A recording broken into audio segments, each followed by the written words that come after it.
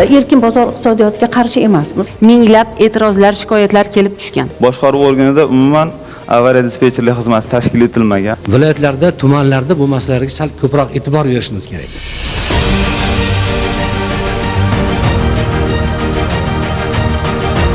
Shartnoma tuzmasdan mablag' undirish qanchalik qonuniy? Ishni bajarmasdan demak pul talab qilish jarayonlari ham bor. Mahallani bilmasa, raisni bilmasada u qanaqa uni ichiga kirib boradi. Reyestrga kirishni ham sal osonlashtirib qo'ysa. Yig'ilgan mablag'lar nimaga sarflanadi? Assalomu alaykum, qadrli ekspertlarimiz, xush kelibsiz O'zbekiston Xalq Demokratik partiyasining navbatdagi munozara maydoniga.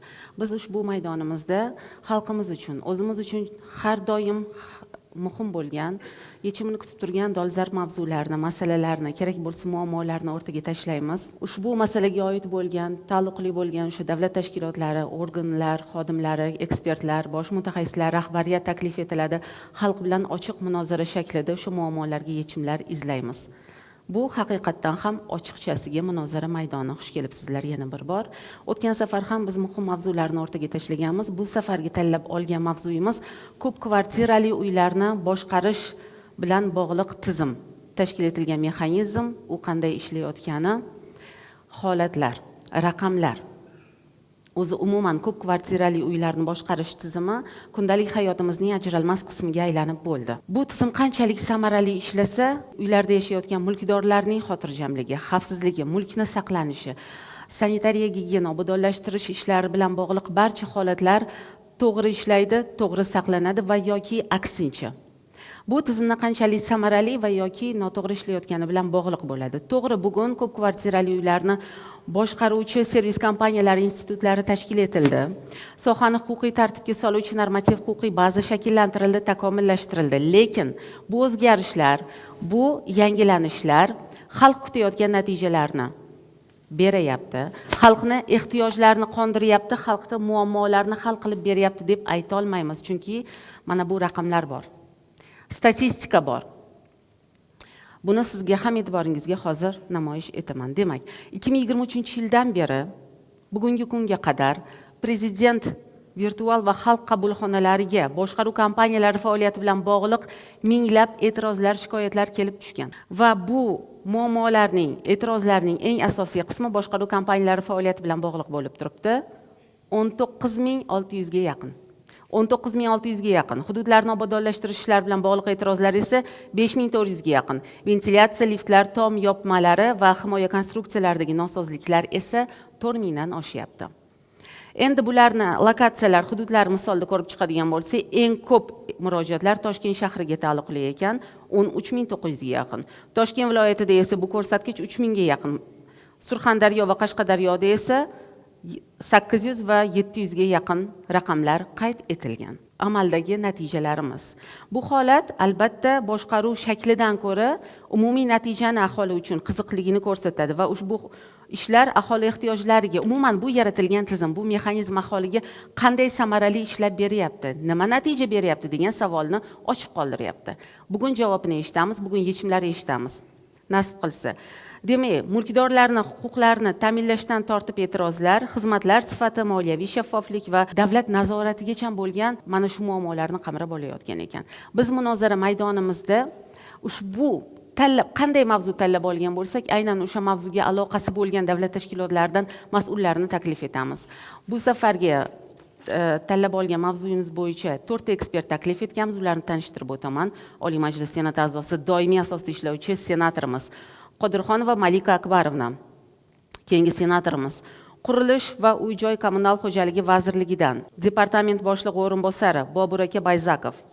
Yana bir ekspertimiz Toshkent shahar uy-joy kommunal xo'jaligi bosh boshqarmasi bo'lim boshlig'i Bekzodjon Ahmadjonov. Xush kelibsiz. Raqobatni rivojlantirish va iste'molchilar huquqlarini himoya qilish qo'mitasi iste'molchilar huquqlarini himoya qilish departamenti bo'lim boshlig'i Hamdam aka Ganjayev ham kelganlar. Xush kelibsiz yana bir bor ekspertlarimizga. Avvalo so'z berishdan oldin bugungi mavzuda ishtirok etayotgan mehmonlarimizdan ham jonli shu mavzuga oid savollaringiz bo'lsa avvaldan tayyorlab qo'yishingizni iltimos qilamiz. Davlat tashkilotlaridan ham mas'ul vakillar kelishgan. Ekspertlarimizga esa so'z navbatini beramiz va iltimos qilamiz. Bizda 3-4 daqiqalik shu reglamentimiz bor. Amal qilgan holda aynan mavzuga oid nimalar qilinyapti? Bu qanday tizim? Nimaga erishdik o'zi bu tizim orqali? Marhamat. So'z Oliy Majlis Senati a'zosi, doimiy asosda ishlovchi senatorimizga Qodirxonova Malika Akbarovna. Assalomu alaykum, hurmatli hamkasblar, hurmatli vazirlik tashkilot idora xodimlari. Agar e'tibor bersak, partiyamiz tomonidan so'nggi paytlarda aholini qiynayotgan muammoli masalalar tizimli ravishda munozara maydoniga olib chiqilyapti va biz buni mutasaddilar birgalikda muhokama qilyapmiz va aholini e'tirozlariga yechim topishga harakat qilyapmiz. Bugungi ko'tarilgan mavzu ham juda ham dolzarb. Agar e'tibor bersak, so'nggi yillarda mamlakatimizda mahallalar infratuzilmasini yaxshilash, uy-joy fondi, kommunal xizmatlarini aholiga sifatli ko'rsatish bo'yicha tizimli ishlar amalga oshirilyapti. Yaqindagina xalqaro tashkilot tomonidan o'tkazilgan xatlovda agar e'tibor bersak, buni birlamchi natijalari e'lon qilindi va bugun mamlakatimizda 45.700 ga yaqin ko'p kvartirali xonadonlar bor va bu uylarda 1.600.000 dan ortiq xonadonlar va 7 milliondan ortiq aholimiz istiqomat qiladi. Lekin Toshkent shahrida holat biroz boshqacharoq. Birlamchi ma'lumotga ko'ra, Toshkent shahrida aholining 51% ko'p qavatli kvartiralarda istiqomat qiladi va o'ylayman bunday holat boshqa megapolislarimizda, Samarqand, Buxoro, Xiva turistlarni ko'proq jalb qiladigan hududlarimizda ham bugun ko'p kvartirali uylar qurilishi davom etyapti. Partiyamiz doimiy ravishda o'sha so'l qanot sifatida eng birinchi navbatda aholini qiynayotgan muammolarga ijtimoiy tomondan yondashamiz va biz aynan saylovoldi dasturlarimizda ham ipoteka bozorini yaxshilash, uy-joy fondini ta'minlash, aholiga sifatli kommunal xizmatlar ko'rsatish bo'yicha bir qancha g'oyalar bilan chiqqan edik va bugun bu nafaqat qonunchilik faoliyatimizda, balki o'sha olib borayotgan amaliy ishlarimizda ham o'zini ifodasini topyapti. Hozir mana boshlovchimiz murojaatlariga to'xtab o'tdilar. Biz shunday bitta mexanizm bor, parlament so'rovi.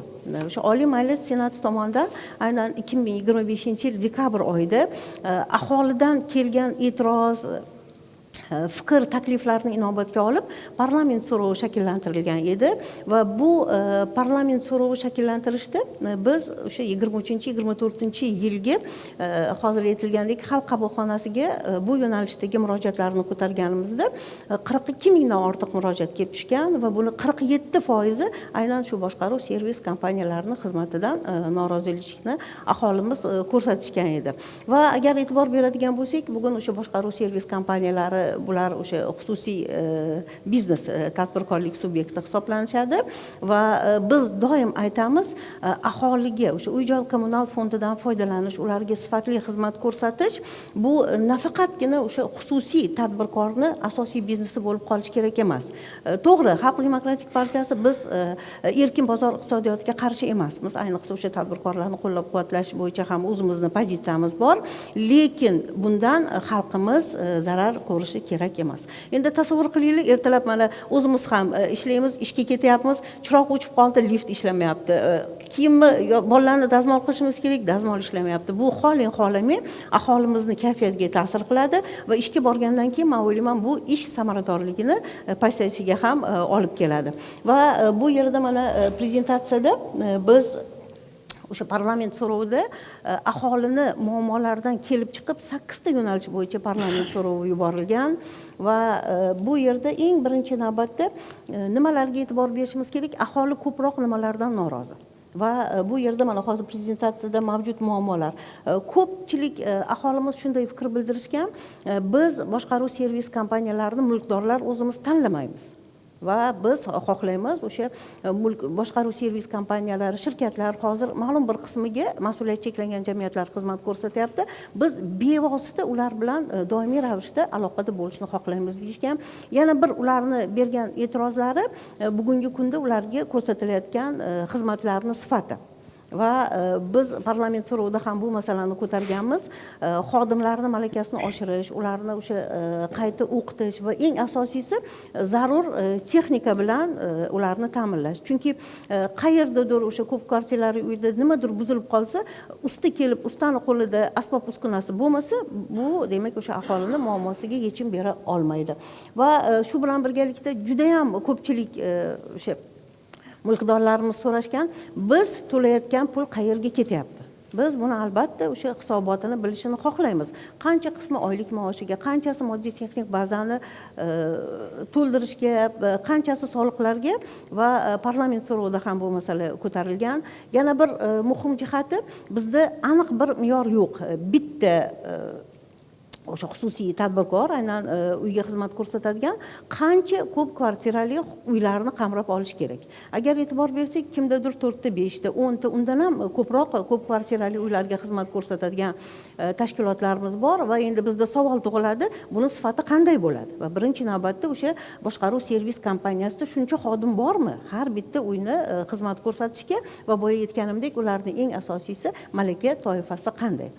Va biz bu yerda yana bir muhim yo'nalishni ko'targanmiz, uylardagi yerto'lalar.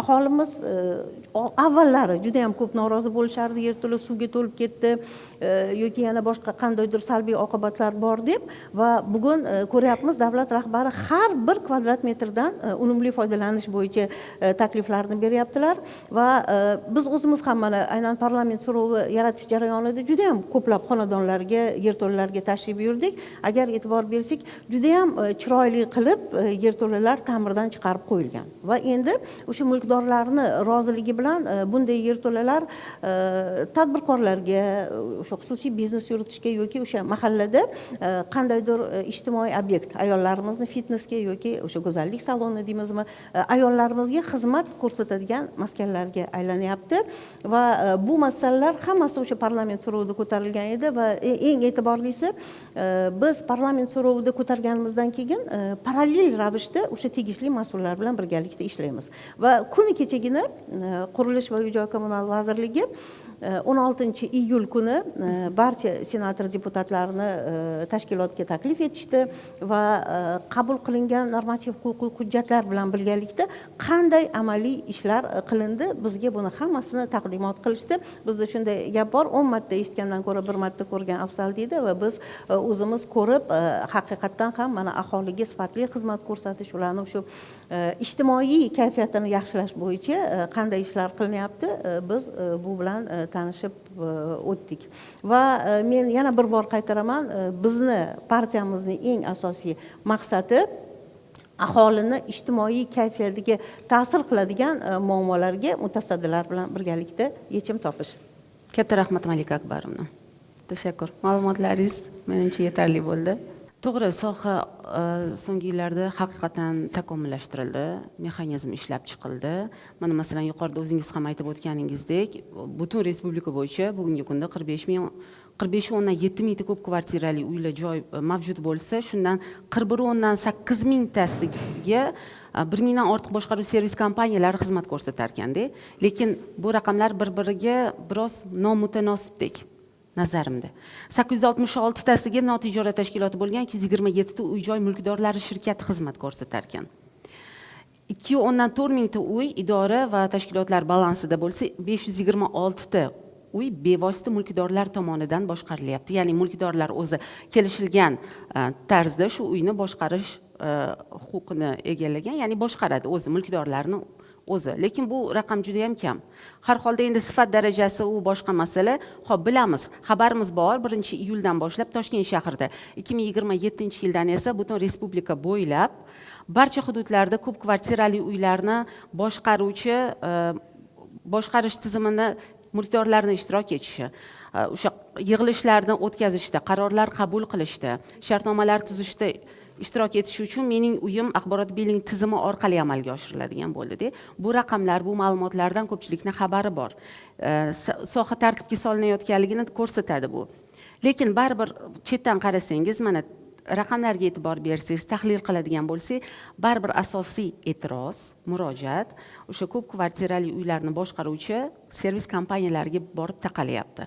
Va eng boshida turadigan muammolardan biri yuqorida Malika Akbarovna o'zingiz aytib o'tganingizdek, mulkdorlar boshqaruv servis kompaniyalarini tanlashda ishtirok etmayotgani, qarorlar qabul qilishda ishtirok etmayotgani. Mana shu holat keyingi muammolarni ham keltirib chiqaryapti. Ya'ni qonunchilikka muvofiq ko'p kvartirali uyni boshqarish shaklini mulkdorning o'zi belgilash kerak. U shirkat bo'ladimi? U boshqaruv servis kompaniyasini tanlaydimi yoki bu servis kompaniyasi bo'lmasa boshqasiga almashtirish huquqi ham unda bo'lishi kerak. Ya'ni qonunlarda shu ko'rsatilgan hujjatlarda. Boshqaruv tashkilotini tanlashi, almashtirishi mumkin-da, lekin amaliyot unday demayapti-da. Yuqoridagi raqamlar baribir real raqamlar-ku. Masalan, yaqindagina o'sha Toshkent shahrida bu ma'lumot ko'pchilik bilsa kerak, sohaga oid o'sha aloqasi bo'lgan ekspertlarimiz Toshkent shahri Yashnobod tumanidagi Farg'ona yo'li ko'chasidagi 4-uyda o'sha boshqaruv servis kompaniyasini almashtirish bilan bog'liq holatda bayonnoma tuzildi. Eng qizig'i, bu bayonnoma tuzilishida 8 yil avval vafot etgan kotib ham ishtirok etganlar-da. Va ularni endi 8 yil avval o'zi vafot etganlar, lekin ishtirok etganlar. Ya'ni imzolari soxtalashtirilgan. Albatta bu kabi holatlar aholida tizimga nisbatan e'tirozni, ishonchsizlikni paydo qiladi. Tizim o'zi qanday ishlayapti degan aniq savol turibdi. Xo'p, savol, konkret savol. Nega ular boshqaruv servis kompaniyalarini ishtirokida o'sha tanlashda ishtirok etmayapti? Qanday ishlayotgani, mablag'lar nimaga sarflanayotganini bilmayapti. Mana shu savolimizga aniq javob tinglaymiz. Keyingi so'z Qurilish va uy-joy kommunal xo'jaligi vazirligi departament boshlig'i o'rinbosari Bobur Bayzakovga. Hozirgi kunda ko'p qavatli uy-joylarni boshqarish sohasidagi aynan bir muammolarimizdan bittasi aynan shu ko'p qavatli uy-joylarni boshqarish sohasida umumiy yig'ilish bayonnomalarini demak aniqlashtirish, joy mulkdorlarini demak u ishtirokini ta'minlash masalasi. Bu bo'yicha davlat rahbarimizni 48-sonli qarorlarida iminnoy bu masalani ko'targanmiz va buni yechim sifatida raqamlashtirish shu mening uyim biling axborot tizimi orqali demak u jarayonlarni onlayn tarzda o'tkazish masalasi urg'u berilgan va bu jarayon bo'yicha demak mana shu mazkur oydan boshlab Toshkent shahrida kelasi yil 2027-yildan boshlab turib butun respublikada joriy etish masalasi ketgan. Bu bo'yicha demak Uzinfocomning MyID tizimi orqali mening uyim axborot biling tizimi demak butun respublikadagi shu O'zbekiston fuqarolarini Face ID ma'lumotlarini integratsiya qilib olganmiz. Bugungi kunda demak kim xohlovchi bo'lsa demak faqatgina shu Face ID tizimi orqali demak umumiy yig'ilish protokollarini o'tkazish mumkin. Agar mana shu tizim orqali demak barcha mana bu ko'tarilgan masalalar, ya'ni umumiy yig'ilishga qatnashish yoki qatnashmaslik yoki shu vafot etgan fuqarolar orqali demak rais bo'lish degan masalalar uzr kesil hal bo'ladi. Albatta ta'kidlab o'tdingiz, mana murojaatlar masalasi bo'yicha to'xtaladigan bo'lsak. Endi men bor uzr Bobur aka, shu yuqorida murojaatlarning raqamlariga to'xtaldik. Tizim haqida ma'lumot berdik. Mana yangiliklar 2027-yildan butun respublika bo'yicha o'sha savol aniq ochiq qolyapti-da. Mana vazirlikdan mas'ul vakil sifatida, ekspert sifatida shu savolga aniq javob bera olasizmi? Nima uchun mulkdor boshqaruv servis kompaniyasini qanday ishlayotganidan xabardor emas? Aksariyat raqamlar shuni ko'rsatyapti. U xabardor emas.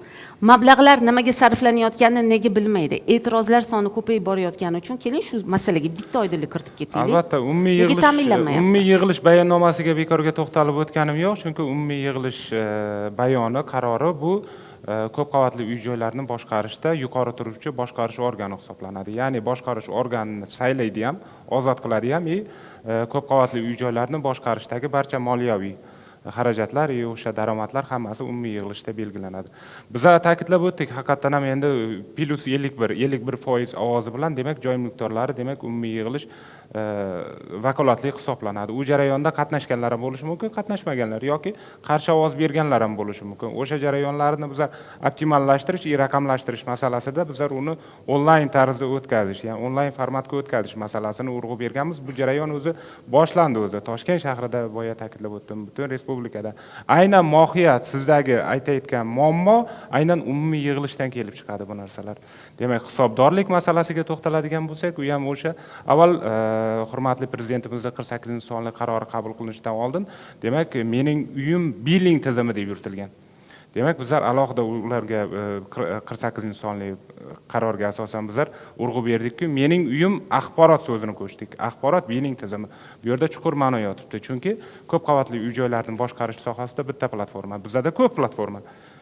4-5 ta xavfsizlik platformasi bor, turar joy milliy axborot tizimi, boshqa platformalar, lekin faqatgina ko'p qavatli uy-joylarni boshqarish sohasida bitta platformani yuritamiz, yana uni urg'u beramiz, uni kengaytiramiz, xalqqa ham osonroq bo'lsin deb turib, mening uyim biling axborot tizimi yuritdik. Faqatgina hisob-kitob emas, ya'ni joy mulkdorlari, boshqaruv tashkiloti, mana shu yo'nalish bo'yicha vazirlik, inspeksiya hammasini birlashtiradigan, demak, bu axborot tizimi ham biling tizimi deb turib yuritilyapti. Aynan o'sha jarayonda, demak, urg'u beramiz. Hisobdorlik masalasi. Demak, endilikda ko'p qavatli uy-joylarni boshqarishda boshqaruv tashkilotlari har 3 oyda bajarilgan ishlari bo'yicha ma'lumotlarni kiritib boradi. Yo'q, o'zi bu hujjatlarda bor edi-ku, amalda ko'rmadik. Albatta, amalda, demak, birinchi chorak yakuni bilan, demak, topshiriq ijrosi bo'yicha ishlar amalga oshirildi. Ikkinchi chorak bilan boshqaruv tashkilotlari, demak, barcha imkoniyatlarini topshiriqqa asosan yaratganimizdan keyin, ikkinchi chorakda joy mulkdorlari barchasi, demak, boshqaruv tashkilotlari, demak, ikkinchi chorak yakuni bo'yicha 3 oylik bajarilgan ishlarini, demak, mening uyim axborot biling tizimiga kiritib boryapti. Bu jarayonda, demak, fuqarolarimiz ochiq mening uyim mobil versiyasi bor. Mobil versiyasi orqali, demak, kuzatib borishi mumkin. Demak, o'zini uyiga qancha mablag' sarflandi, nimalarga sarflanganligi, hisoboti hammasi bu yerda ochiq tarzda. Faqatgina siz aytayotganingiz, albatta, joy mulkdorlarining ishtirokini ta'minlash haqiqatdan ham muammo. Chunki bitta misol qilib aytaman. Men bugun uyimda bo'layotgan bo'lsam, o'zim misolida, men ertalab soat 7 da turishim kerak, soat 8:30-9 da ishga borishim uchun. Bu jarayonda haqiqatdan ham shahar aholisi uchun haqiqatdan ham joy mulkdorlari bizdagi muammo, joy mulkdorlarini yig'ib olish. Bizlar haqiqatan ham boshqaruv tashkilotlari, demak, boshqaruv tashkilotlari umumiy yig'ilishni o'tkazish, ularga hisobdor berish uchun, demak, qonunda belgilangan tartibda umumiy yig'ilishda chaqirishi mumkin, lekin meni muhimroq ishimga jo'nab ketaman. Bu haqiqatan haqiqiy muammolardan bittasi. Aynan o'sha muammolarni oldini olish uchun biz raqamlashtirishga urg'u beryapmiz bugungi kunda. O'shaning uchun raqamlashtirish orqali to'liq tizimda, demak, qamrab olganmiz. Demak, Toshkent shahrida boshlangan, shu fursatdan foydalanib bitta narsaga urg'u berib ketaman. Demak, mobil ilova orqali, demak, xohlagan paytda, demak, ish joyida turib ham, demak, ko'p qavatli uy-joydagi, demak, bo'layotgan voqealar umumiy yig'ilishda qatnashib yoki norozi yoki o'zini taklifini berish mumkin. Bobur aka, shu joyda ikkitagina savol tug'iladi-da, maylimi, ruxsat bersangiz savol berib ketsam. Shu biling tizimi bo'yicha, deylik, boshqaruv servis kompaniyasi ma'lumotini, axborotini kiritmadi. U 1 oydami, har 3 oydami kiritish kerak bo'lgan o'sha o'zini zimmasidagi vazifani vaqtida bajarmadi. Vaholanki shu kungacha ham bajarilmadi. Endi biling tizimi balki shu tizimni yaxshi yo'lga qo'yishga xizmat qilar, lekin agar mabodo ma'lumotlar vaqtida kiritilmasa, mulkdorlarga yetarli ma'lumotlar vaqtida berilmasa, mulkdorlarni bunga qatnashmasligi to'g'ri, ikkinchi masala, lekin ma'lumotlar kiritilmasa, ularga qandaydir chora ishlab chiqilganmi? Albatta chora bor. Majburiymi bu? Albatta majburiy. Demak, qanday chora qo'llaniladi? Demak, boshqaruvchi tashkilotlar har 3 oyda, demak, bajarilgan ishlar bo'yicha ma'lumot kiritib borish kerak. Ma'lumotni, demak, belgilangan tartibda, demak, o'zini kuluchi orqali tasdiqlaydi. Endi kulush bilan tasdiqlagandan keyin unga javobgar bo'ladi. Agarda xato ma'lumotlar kiritilgan bo'lsa, bu jinoiy javobgarlikkacha bo'lgan natijani olib keladi. Chunki bajarilmagan ishni bajarildi deb ko'rsatgan bo'lsa. Birinchi masala. Ikkinchi masala, agar hisobot kiritilmagan taqdirda, bu joy mulkdori, demak, ish bajarilmagan deb turib baholanadi va joy mulkdorlariga nisbatan, demak, kunlik nachisleniya, demak, yuritilmaydi. Bajarilmagan ish uchun haq ola olmaydi, xuddi o'shaning uchun. Demak, bu har chorakda ma'lumotlar kiritib boriladi va yil yakuni bilan, demak, joy mulkdorlariga 1 yillik hisobot taqdim etiladi. 3 oylik ma'lumot kiritib boradi. Ma'lumotda agar joy mulkdorlari agarda bu narsani ko'rib turib, haqiqatdan ham ishlar bajarilmagan ishlar uchun bajarildi deb ma'lumot kiritilgan taqdirda, demak, u imkoniyatini yaratganmiz. Mening uyim axborot biling tizimining mobil veb mobil ilovasida, demak, u yerda noroziman tugmasini bosishi mumkin. demak noroziman tugmasini bosgandan keyin tegishli demak hududlardagi bosh muhandislar va inspeksiyaga xabar boradi. Bu faqat bu joy mulkdorlarida 50% dan oshgan bo'lishi kerak bu yerda. 50% dan ortig'i demak noroziman tugmasi bosgandan keyin haqiqatan bu borib turib o'rganib o'sha yerda demak tegishli qonunchilik talablariga asosan demak javobgarlikka tortiladi bu jarayon. Bo'ldi, tushunarli Bobur aka. Katta rahmat sizga. Xo'p, bitta boshqaruv servis kompaniyasi bir nechta ko'p qavatli uylarga xizmat ko'rsatayotgani ham amaliyotda ko'p uchrayapti-da. Masalan, bitta boshqaruv servis kompaniyasida 100 dan ortiq ko'p kvartirali uylar, bittasida 10 ta. Ya'ni bu yerda norma chegaralanmagan va tabiiyki xizmat ko'rsatish sifati, tezkorligi va uni umumiy bazasi, uni imkoniyatlari, quvvatidan qat'iy nazar shuncha uyni, ya'ni xalq tilida aytganda domni o'ziga qabul qilib olgandan keyin, xizmat ko'rsatgandan keyin tabiiyki tezkorlik bo'lmaydi va tabiiyki e'tirozlar paydo bo'ladi. Mana shu holatda nega tartibga solinmagan? Bu savolimizga javob berish uchun Toshkent shahar hokimi o'rinbosari uy-joy kommunal xo'jaligi bosh boshqarmasidan vakil kelganlar. Iltimos, mana shu savolga o'zim javob berib ketsam. Bu savol aslida sizga ham tegishli, ya'ni yo'q, chunki to'g'risini aytsak, bu yerda demak vazirlik vakolatidagi doira masala, chunki bu vazirlik muvofiqlashtiruvchi, metodik ta'minlovchi tashkilot sifatida endi baholanadi. O'shaning uchun bu normativ huquqiy hujjatlarsiz buni belgilangan tartibda qilishning imkoni yo'q. Demak, ko'p qavatli uy-joylarni boshqarish sohasidagi qonunchilikka asosan joy mulkdorlari istalgan vaqtda demak boshqarish usulini o'zgartirish mumkin. Lekin boshqaruv tashkilotlariga bugungi kunda demak ma'lum miqdorda talablar qo'yilgan. U boshqarish qoidasidan demak saqlash qoidasiga qadar. Yaqinda saqlash qoidasini ishlab chiqdik. 2022-yil ko'p qavatli uy-joylarni boshqarish qoidalari demak belgilangan tartibda reyting tizimi bor. Reyting tizimi haqiqatan ham 2022-yilda qabul qilingan bo'lsa, demak inson omili bo'lgan u yerda. Inson omili bo'lgan. O'shaning uchun reyting tizimi boshqaruv tashkilotlarida to'liq ishlamagan. Bu narsani tan olish kerak. Haqiqatan ham muammo. Demak, hozirgi kunda demak soha to'liq raqamlashtirish jarayonida bizda 4 ta 5 ta platformamiz yoki bizda boshqaruv tashkilotlari ma'lumotlarini olish uchun boshqa vazirliklardan ma'lumot olamiz. Masalan, ishchi xodimlar to'g'risida may mehnatdan olishimiz kerak. Texnikalari bo'yicha ichki ishlar organlari tomonidan demak bugungi kunda raqamlashtirish jarayoni birday hamma joyda ishlaganligi sababli hozirgi kunda tegishli qonunchilik hujjatlariga qaror Vazirlar Mahkamasining qarorlariga o'zgartirish va qo'shimchalar kiritilmoqda. Bu jarayonda shunday tartib o'rnatilyaptiki, ya'ni ko'p qavatli uy-joylarni boshqarishda demak xonadonlar kesimida, uylar kesimida emas, xonadonlar kesimida. Chunki 2 qavatli uy bo'lishi mumkin, 12 qavatli yoki 18 qavatli u yerda xonadonlar har xil. O'shaning uchun xizmat ko'rsatish jarayonida demak 500 ta xonadon uchun bitta santexnik, 500 ta xonadon uchun elektrik, tutash hudud 1 yilga masalan 18,000 kvadrat metr uchun demak bitta supuruvchi, dvornik degan talablar qo'yilib turib, bu talablar orqasidan demak reytingi baholanadi boshqaruv tashkilotlarini. Reytingi natijasida reytingda plyus ball berilishi mumkin yoki minus ball. Demak, o'sha demak natijaga erishgan yaxshi boshqarish organi demak bu ko'p qavatli uy-joylarni yana qo'shimcha olishga rag'bat beriladi. Agarda demak bali pastroq tushayotgan bo'lsa, demak belgilangan tartibda bu munosabatlarda demak bali ayrilib turib, oxiri demak reyestrdan chiqarib yuborish jarayonigacha boradi. Bu jarayon uchun demak ishlab chiqish uchun haqiqatan mana bu yuqorida senatorimiz ham ta'kidlab o'tdi. Bu parlament so'rovida ham ko'tarilgan bu masala. Haqiqatan ham o'sha jarayonda bizlar haqiqatan ham ishladik, ekspert guruhlarni tashkil qildik, tegishli vazirlik va idoralar bilan birgalikda ishladik. Chunki bu yerda har bir tashkilot yoki biror bir narsaga ishchi xodimlarini masalan normasini belgilash ham bu og'irroq masala. O'shaning uchun bu jarayonda joyiga chiqib, Toshkent shahridagi boshqaruv tashkilotlarini joyida borib turib o'rganib, haqiqatan o'rganish, bajariladigan ishlar jarayonini ko'rib turib ishlab chiqqanmiz. Aynan o'shandan keyin demak siz aytgan masalalar o'z-o'zidan bartaraf etiladi. Haqiqatan ham, lekin savolingiz o'rinli. Bu jarayonda demak tegishli tartibda vazirlik tomonidan ishlar amalga oshiriladi. Bu juda katta mavzu va og'riqli joyimiz o'zi va katta masala. Savol-javob qismida yana shu mavzuga to'xtalamiz. Agar qarshi bo'lmasangiz. Marhamat Malika. Oliy Majlis Qonunchilik palatasi deputatlarimiz o'tishibdi, tuman shahar kengash deputatlari o'tirishibdi va tuman shahar kengash deputatlariga partiyamizning birlamchi tashkilotlariga tavsiya qilgan bo'lardim. Bu elektron tizim endi ishga tushdi. Bizda tuman shahar deputatlarida yangi mexanizm bor, kengash tekshiruvi. Ko'p emas, o'sha hududimizdagi bitta ko'p kvartirali uyni olish kerak va o'shani yaxshilab tahlil qilish kerak. Qani qancha mulkdorlarimiz ishtirok etishyapti?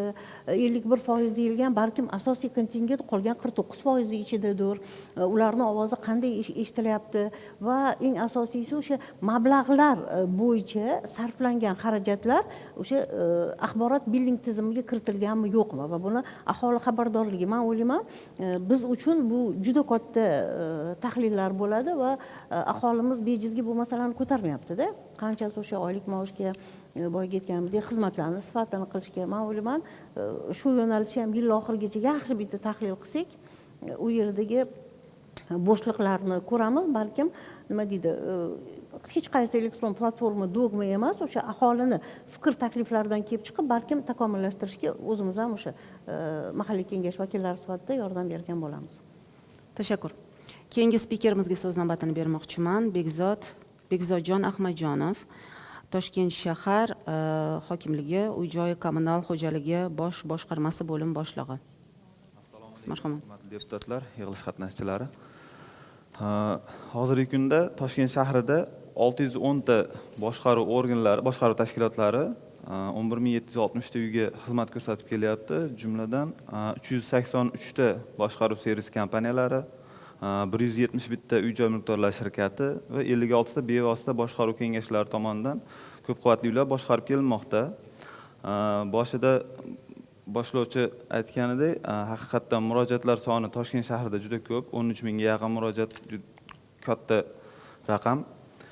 Bunga asosiy sabab, men o'ylashimcha, bu boshqaruv organlarida hozirgi kunda avariya dispetcherlik xizmati, murojaatlarga javob berish tezligi to'g'ri yo'lga qo'yilmagan. Bu bo'yicha uy-joy kommunal xo'jalik sohasida nazorat qilish inspeksiya bilan hamkorlikda o'rganish o'tkazildi, monitoring o'tkazildi. Monitoringda aniqlandi, 76 ta boshqaruv organida umuman avariya dispetcherlik xizmati tashkil etilmagan.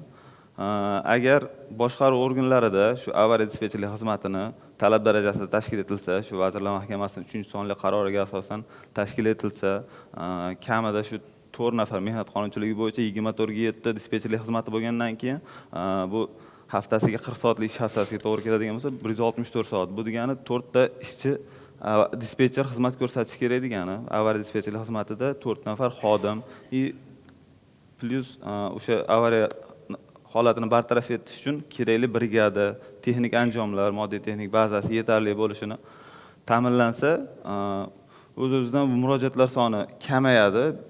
Bevosita prezidentga murojaat, portalga murojaat emasda, shu boshqaruv organining o'zi bilan muloqot qilish rivojlantirilsa, boshqaruv organiga anaqa nima deydi, murojaat qoldirib, shu boshqaruv organining o'zi bilan bevosita ishlash imkoniyati yaratiladi. Bu borada shu hozirgi kunda o'rganish o'tkazilib, sifatsiz topilgan boshqaruv organlariga jarimalar qo'llandi. Ma'lum bir qismi reyestrdan chiqarish choralari ko'rildi. Mana hozir bugungi kungacha nechta boshqaruv kompaniyasi reyestrdan chiqarildi? Hozirgi kungacha bor 32 ta boshqaruv organi reyestrdan chiqarildi. Buning ichida uy-joy mulkdorlari shirkati, bevosita boshqaruv organlari kabi boshqaruv tashkilotlari bor. Bularda asosiy sabablari bor. Shu uy-joy kommunal sohasida nazorat qilish inspeksiyasi tomonidan jarimalar qo'llanib, vazirlikda byuroga qaroriga asosan reyestrdan chiqarildi. Mana Bekzod aka aytyapmizda, to'g'ri, kamchiliklar bor, quvvati yetishmasligi uchun mana shunaqa muammolar bo'lyapti deb aytyapmizda, lekin aholidan badal yig'ish masalasi qoldirilayotgani yo'q. Ya'ni aholi badal to'lashga majbur, chunki u shunday belgilangan, u mexanizm. Va u ishlash kerak, aholi to'lashga majbur, u zimmasidagi vazifa. Lekin gap shundaki, biz aholini to'lov qobiliyati haqida, ya'ni to'lov madaniyati haqida ko'p gapiramiz. To'lov madaniyati yaxshi emas deymiz, lekin aholi uyidagi internetiga pul to'laydi. Gaziga, kommunal o'sha xizmatlar uchun pul to'laydi. Ya'ni to'lov madaniyati bilan bog'liq emas-da bu muammo. Bu yerda aholi bilmagan xizmat uchun to'lashni xohlamayapti. Mana shu yerda muammo. Ya'ni u ko'r-ko'rona oyiga taxminan 75 ming so'm, adashmasam. Shu pulni har oyda aylanib keladi. Xo'p, to'lash mumkin, lekin nimaga to'layapman degan ochiq savol turibdi. Internetga pul to'laydi, internetdan foydalanadi. gaziga pul to'laydi, gazdan foydalanadi. Bugungi kunda to'lov madaniyati, biz kecha gapirilgan gaplar bugun yo'q. Baribir sekin madaniyat rivojlanyapti. Lekin bu yerda o'sha boshqaruv kompaniyalarining yopiqligi, hisobdorligi yo'qligi uchun ham aholining e'tirozlari ko'payib boryapti. Hozir nechta kompaniyaga reyestrdan chiqarildi, chora ko'rildi desam, 30 nechta dedingiz? 32 ta. 32 ta. Lekin murojaatlar soni qanchaligini yuqorida aytib o'tdik. Qani bu raqamlardagi mutanosiblik? Masalan, mana 15-iyuldan boshlab kechirasiz. O'z vaqtida badallarni to'lamagan aholi elektr energiyasiga ham pul to'la olmaydi. Endi bu yerda aholida jonli, hatto huquqshunoslarda ham aniq savol, konkret savol paydo bo'ldi. Xo'p, shunday ekan, aholining ehtiyojlari, mulkdorga sifatsiz xizmat ko'rsatgan boshqaruv servis kompaniyasiga qanday chora ko'riladi degan konkret savol bo'lyapti-da. Albatta, hozir vazirlikdan vakil Bobur aka aytib o'tdi. Bu bo'yicha mening uyim axborot tizimida hisobot yuklash tizimi yo'lga qo'yilgan. Hisobot yuklanmasa, shu qilingan ishlarda hisobot 3 oylik hisobot yuklanadi. Yuklanmasa, keyingi oyga majburiy badal hisoblanmaydi. O'tgan oydagi, o'tgan chorakdagi tushgan tushumda nima ishlar qilganligini ko'rsatib bera olmasa, o'sha hisobotda keyingi oyga anaqa majburiy badal to'lovi hisoblanmaydi. Bu o'zi asli katta natija bu. Buni aholiga keng targ'ib qilib, shu mening uyim mobil ilovasidan kirib kuzatib borish mumkin, aholi bevosita o'zi kuzatib borishi mumkin. Agar e'tirozi bo'lsa, o'sha yerda e'tiroz qoldirish, murojaat qoldirish anaqalari bor va funksiyalari bor. O'sha mobil ilovadan foydalanib ko'rish mumkin. Rahmat. Bormi ma'lumotlaringiz? Marhamat. Haqiqatan ham endi murojaatlar masalasiga to'xtalib o'tadigan bo'lsak, haqiqatan ham bu narsani murojaatlarni ikki tomonlama qarashimiz kerak. Sohada agar yurayotgan bo'lsam, shu vazirlikda demak 5 yildan beri faoliyat yuritayotgan bo'lsam, vaqtida demak murojaatlar kelmagan payti ham bo'lganda, demak u jarayonni baholaymizki, o'sha payti demak mulkdorlar o'z mulkiga nisbatan demak ma'lumotga ega bo'lmagan. Bugungi kunda demak shaffof tizim orqali mening uyim biling tizimini qilyapmiz. Tushum masalasi, bajarilayotgan ishlar natijasida xalq bitta narsadan xursand bo'lishimiz kerak. Hozir ko'p qavatli uydagi yashayotgan mulkdorlar demak o'zini haqqini talab qilishni bilyapti. Demak boshqaruv tashkiloti nima ish bajarish kerak edi, men nima uchun pulni to'layapman? Pullarim qayerga ketyapti degan masaladan. U narsadan biz xursand ham bo'lishimiz kerak. Aynan o'sha bizlar murojaatlarni biz shunchaki olib turib qo'ymaymiz. Har bittasini o'rganamiz, u yerdagi muammolardan kelib chiqib turib, uni raqamlashtirish orqali bu narsaga yechim masalasini faqat urg'u beramiz, o'sha jarayonni demak targ'ib qilamiz. Jarayonda haqiqatan ham shaffoflik bo'lish kerak. Shaffoflik bo'lishning yo'li faqatgina bu joy mulkdorlariga yetkazish, mening uyim biling tizimini targ'ib qilib, mulkdorlar nazoratini amalga oshirish. Haqiqatan ham vazirlik sifatida vazirlik muvofiqlashtiruvchi. Bizada demak Vazirlar Mahkamasi huzuridagi inspeksiya demak bu nazorat qiluvchi organ. Lekin respublikada demak 46 mingta xonadon, u yerdagi 1.600.000 ta xonadon, 46 mingta ko'p qavatli uyda 1.600.000 xonadon u yerda. Bu yerdagi aholi soni 7 milliondan ortiq. Bu narsani to'g'ri tushunish kerak. Buni to'g'ri qarab turib, faqat bu jarayonda xalq nazorati orqali o'zi mulkdorlar nazorati orqali tizimni yo'lga qo'yish kerak. Uning uchun demak vazirlik tomonidan tegishli platforma ishlab chiqildi. U jarayonda qatnashish kerak.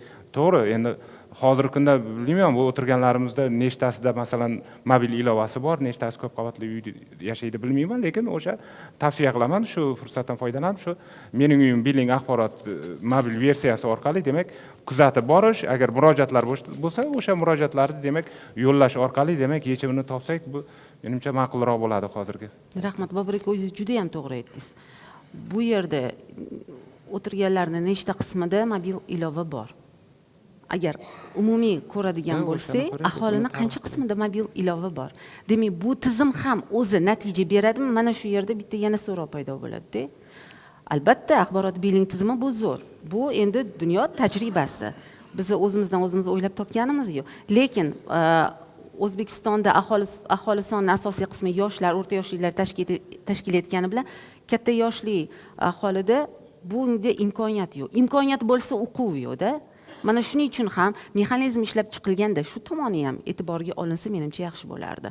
Keyingi so'z 4-spikerimizga ko'p kvartirali uylarda yashovchi iste'molchilarning huquqlari buzilgan mana shunday holatlarda raqobatni rivojlantirish va iste'molchilar huquqlarini himoya qilish qo'mitasi qanday chora ko'ra olyapti?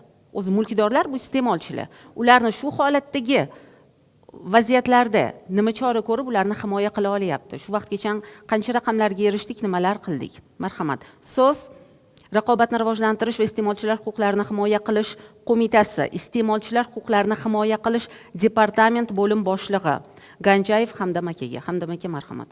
Marhamat. Assalomu alaykum, yig'ilish qatnashchilari, hurmatli deputatlar. Bugungi mavzu albatta har bitta fuqaro iste'molchi hisoblanadi. Iste'molchilar o'ylantirilayotgan dolzarb masala hisoblanadi. Haqiqatdan hozir ko'tarilayotgan, muhokama qilayotgan masalalarda fuqarolarimizni e'tirozlari juda ko'plab bildirilmoqda. Xususan Raqobat qo'mitasiga iste'molchilardan aynan boshqaruv kompaniyalar faoliyati bo'yicha joriy yilning 6 oyida 272 ta murojaat kelgan bo'lsa, shularning 169 tasi iste'molchilar huquqlari tiklanib, 31 milliondan ortiq 32 millionga yaqin mablag'lari ularning foydasiga qayta hisob-kitobga berildi. 38 ta murojaat bo'yicha huquqiy tushuntirishlar berilgan bo'lsa, aynan 65 tasi vakolatli davlat organlariga hal qilish uchun yuborildi vakolati doirasida. Murojaatlarning 111 tasi ta'mirlash, tiklash ishlarini amalga oshirilmaganligi yoki sifatsiz bajarilganligidan e'tiroz bildirilgan bo'lsa, 53 tasi asossiz qarzdorlik hisoblanishi, 48 tasi sifatsiz xizmat ko'rsatish, 24 tasi ko'rsatilmagan xizmatlar uchun haq olish va 36 tasi boshqa masalalar bo'yicha kelib tushgan. Endi ko'rsatilayotgan xizmatlarning sifati, tariflarning asoslariga, shaffofligini ta'minlashga to'xtaladigan bo'lsak, Raqobat qo'mitasi tomonidan 26-yilning o'tgan davrida ko'p kvartirali uylarni boshqarish sohasidagi normativ hujjatlarni takomillashtirish va o'zgartirish, qo'shimchalar kiritish bo'yicha kiritilgan loyihalar bo'yicha 50 tadan ortiq takliflar va e'tirozlarni bildirgan qo'mitamiz o'zini pozitsiyasi doirasida. Bundan tashqari qo'mitaning saytida ijtimoiy tarmoqlarda boshqaruv servis kompaniyalarining majburiyatlarini tushuntirish bo'yicha keng yoritib borilmoqda.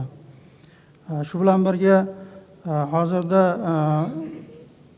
ushbu sohani tartibga solishga doir qaror va ko'rsatmalar, normativ hujjatlardagi iste'molchilarning huquqlari to'g'risidagi ma'lumotlarni yoritadigan 10 mingdan ortiq maxsus flayerlar ishlab chiqish nazarda tutilyapti. Ularni ishlab chiqarib, servis kompaniyalarining eshiklariga, har bitta domga yopishtirish orqali iste'molchilarni xabardor qilish masalasi amalga oshirilmoqda. Masalan,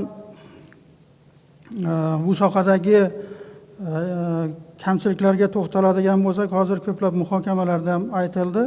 Xizmat ko'rsatilmaganligining huquqiy asoslash murakkabligi. Masalan, ta'mirlash ishlarini bajarilmagan bo'lsa, uni iste'molchi isbotlab berish mexanizmi murakkab hisoblanadi. Misol uchun buning oqibatida iste'molchi tomonidan amalda ko'rsatilmagan xizmatlar uchun to'lovlarni to'lashdan bosh tortishga olib keladi. Bu esa o'z navbatida boyagi qarzdorlik to'lamagandan keyin, boya ham aytib o'tdingiz, elektr energiyasi to'lovlariga cheklovlar o'rnatilishiga sabab bo'ladi. Buni yechimi sifatida boshqaruv servis kompaniyalari tomonidan xizmatlar umuman yoki lozim darajada bajarilmaganligi yuzasidan dalolatnoma rasmiylashtirish va bu dalolatnomani shu uy-joy mulkdorlarining ichidan ma'lum miqdorda 3 kishimi 5 kishidan iborat maxsus vakillari tanlab olib, shular bilan birgalikda ishni qabul qilish mexanizmini joriy qilsak, uni o'sha mening uyim platformasiga kiritsak, boshqa uydagi mulkdorlar ham unga ishonch hosil qilib, balkim tasdiqlash mexanizmlari yo'lga qo'yilgan bo'lar edimi? Shunaqa takliflar ham berganmiz. Bundan tashqari yana bitta muammoga to'xtaladigan bo'lsak, mening uyim tizimida nazorat mexanizmi yetarli emasligi. Ma'lumki, yangi tartibga muvofiq 1-iyuldan boshlab har chorakda amalga oshirilgan ishlarni bank hisob raqamidagi daromadlar va xarajatlar smetasi ijrosini mening uyim platformasiga kiritib borish belgilangan. Biroq mazkur tizimda hisobotlarni shakllantirish ko'zda tutilgan bo'lsa-da, amalda bajarilgan ishlarning haqqoniyligini mulkdorlar nazorat qilish va ularni qabul qilish mexanizmi tasdiqlanmagan, mexanizm mavjud emas. Ushbu muammolarni hal qilish uchun boshqaruv organlari tomonidan hisobotlarni bir tomonlama suiiste'molchilik va qo'shib yozishlarga zamin yaratishi mumkinligini, bu esa aholining e'tirozlariga sabab bo'lishi mumkin. Bu muammoni hal qilish uchun xuddi boyagi aytganday vakillar agar xizmatlarni ko'rib qabul qiladigan bo'lsa, o'z-o'zidan platformasi yo'qlar ham undan ma'lumot olib foydalanishi mumkin o'sha vakillardan. Ya'ni tasdiqlashi mumkin. Bunda amalga oshirilgan ishlar xizmatlari faqat tizim orqali saylangan vakillar elektron shaklini tasdiqlagandan so'nggina qabul qilinsa, maqsadga muvofiq bo'lar edi deb hisoblaymiz. Takliflar berganmiz dedingiz-da, Hamdam aka, unga qandaydir javob bo'lganmi?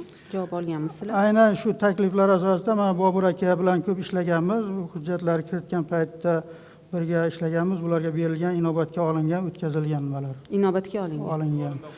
Haqiqatan ham bu raqobat qo'mitasi bilan ko'p uy-joylarni boshqarish sohasida har doim hamkorlikda ishlarni amalga oshiramiz. Ayniqsa bizda yana bir muammolarimizdan bittasi, demak, boshqaruv tashkilotlari joy mulkdorlari o'rtasidagi shartnomaviy munosabatlar. Demak, shartnomaviy munosabatlar har xil. Ya'ni Toshkent shahrida alohida yoki qaysidir boshqaruv tashkilotida alohida boshqaruv tashkilotlari o'z manfaatlari yo'lida qo'llagan bo'lishi mumkin yoki joy mulkdorlari norozi. Aynan o'sha jarayonlarni demak ma'lum bir tizimga keltirish uchun demak raqobat qo'mitasi bilan Hamdam aka bilan birga ishladik. Bu jarayonda yuqorida ko'rsatib o'tilgan takliflar inobatga olib turib, demak Adliya vazirligini demak ijobiy xatiga asosan mening uyim biling axborot biling tizimida boshqaruv tashkilotlariga demak ishda qo'llash uchun joylashtirganmiz. Bu jarayonda demak haqiqatan ham o'sha shartnomaviy munosabatlar jarayonida demak ochiq qo'llab o'shandan foydalanib turib ishlarni amalga oshirishi mumkin bu jarayon. Hamdam aka, yuqorida biroz avvalroq o'sha biz bitta boshqaruv servis kompaniyasiga yuzlab uylar biriktirilgani haqida ham aytdik-da. Bu holat monopoliya xavfini keltirib chiqarmaydimi? Raqobat qo'mitasi bu holatga chora ko'ra oladimi? Endi bu yerda raqobat muhiti ta'minlangan, chunki mingga yaqin boshqaruv servis kompaniyalari bor. Normativ hujjatlarga asosan umumiy yig'ilish qarori bilan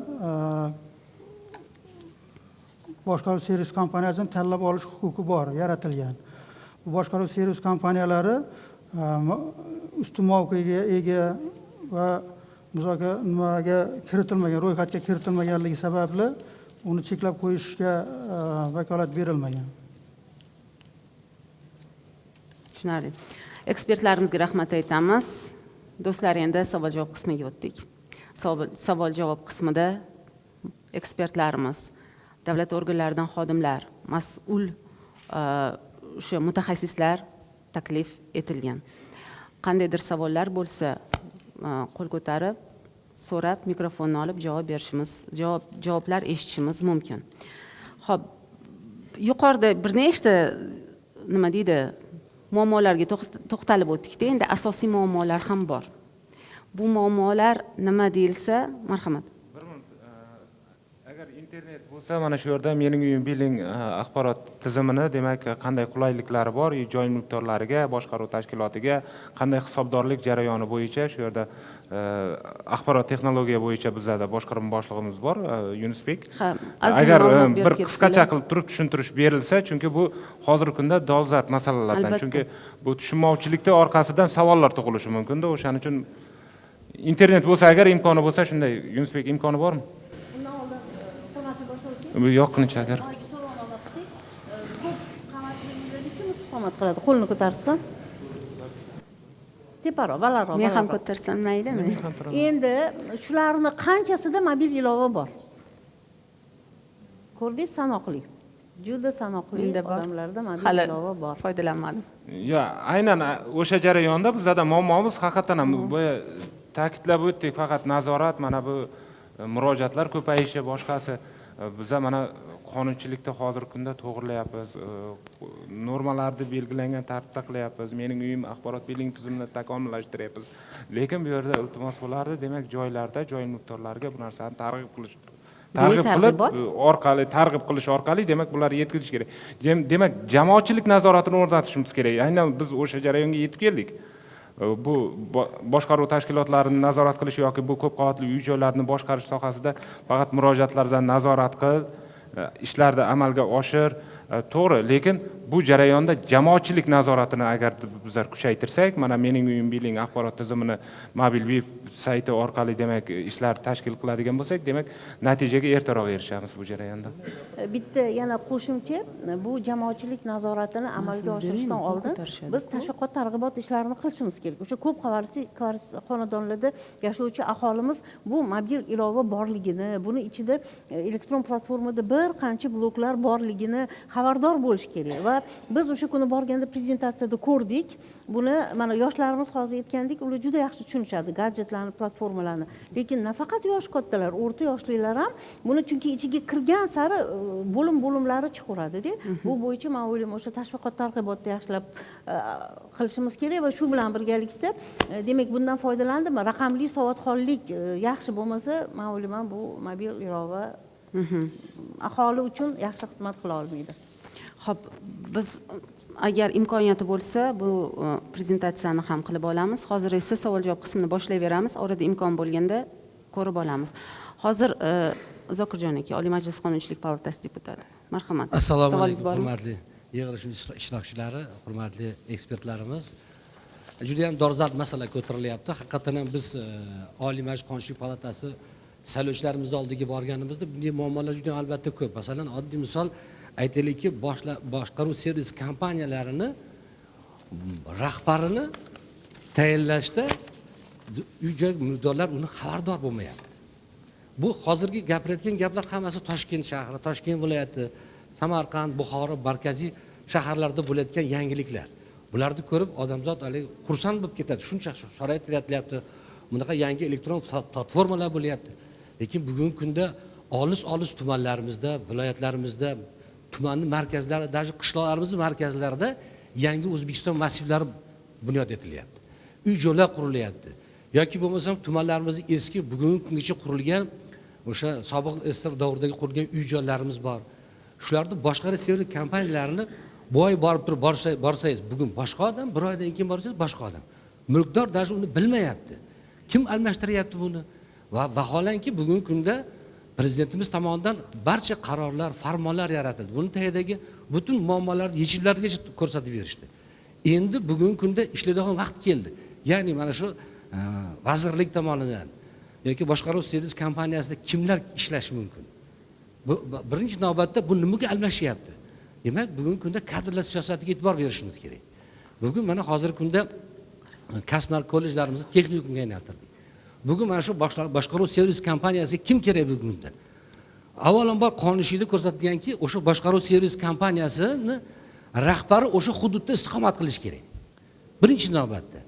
Ikkinchi navbatda o'sha hududda uni payvandchisi, uni santexnigi, uni elektriga o'sha hududda yashash kerak-da.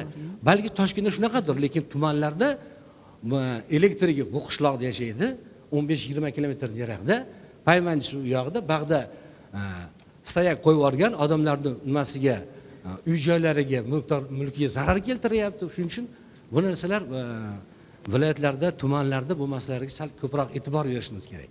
Birinchi navbatda mana hozir bugungi kunda vazirlik tomonidan buyurtma berishimiz kerak. Ya'ni har bir tumanda nechta turar joy, ko'p qavatli uylarimiz bor. Bunga qancha mutaxassisimiz kerak? Bunga qancha santexnik kerak, payvandchi kerak, buni rahbari kerak, buni hisobchisi kerak. Mana shu soha bo'yicha o'sha tumanda o'zini nimasidan kelib chiqib turib, o'sha oliy o'qituvchilarga yoki texnikumlarga buyurtma berib kadrlar tayyorlashimiz kerak. Nima uchun bugungi kunda e'tiborsizlik bo'lyapti? Hammasi kelib turib shu kadrga bo'lyapti. O'shaning uchun odamlar, mulkdorlar o'zi saylash kerak o'sha rahbarini. Saylagandan keyin o'sha hududda bo'lgandan keyin albatta u o'zini qo'ni-qo'shnisi bilan birgalikda uyaladi ham noto'g'ri ishlar qilishga. Chunki biz hammamiz Xudoga shukr bugun yaxshi zamonda yashayapmiz. Butun dunyo bizga qarayapti. Mana endi qarang, xorijiy davlatlarda mana ko'proq o'rganishimiz kerak. Mana biz ham Qonunchilik palatasida bir qonunga o'zgartirish kiritmoqchi bo'lsak, biz albatta xorijiy tajribani bir ko'ramiz. Qani xorijiy tajribada bu qanday qilinyapti? Bu masalaga qanday e'tibor berilyapti? xuddi shuni qilib turib, shuni kelib turib o'zimizga moslayapmiz. Sizlar ham hozirgi kunda, bugungi kunda xorijiy tajribalardan o'rnak olishimiz kerak. Men mana bu yoqqa yig'ilishga kelishimdan oldin bir Germaniya tajribasini ko'rdim-da. Yerda fuqarolik sug'urtasi bor. Ya'ni shu sug'urtani nimaga e'tibor bildiriladi? Mana bugungi kunda deylik, umumiy suvdan foydalanish bo'yicha suv yorilib ketdi. Mulkdorlarning uyini suv bosib ketdi. Yoki bo'lmasa elektr energiyaning nosozligi tufayli maishiy texnika, odamlarimizning maishiy texnikasi buzilyapti, xolodilniki buzilyapti, boshqa bo'lyapti.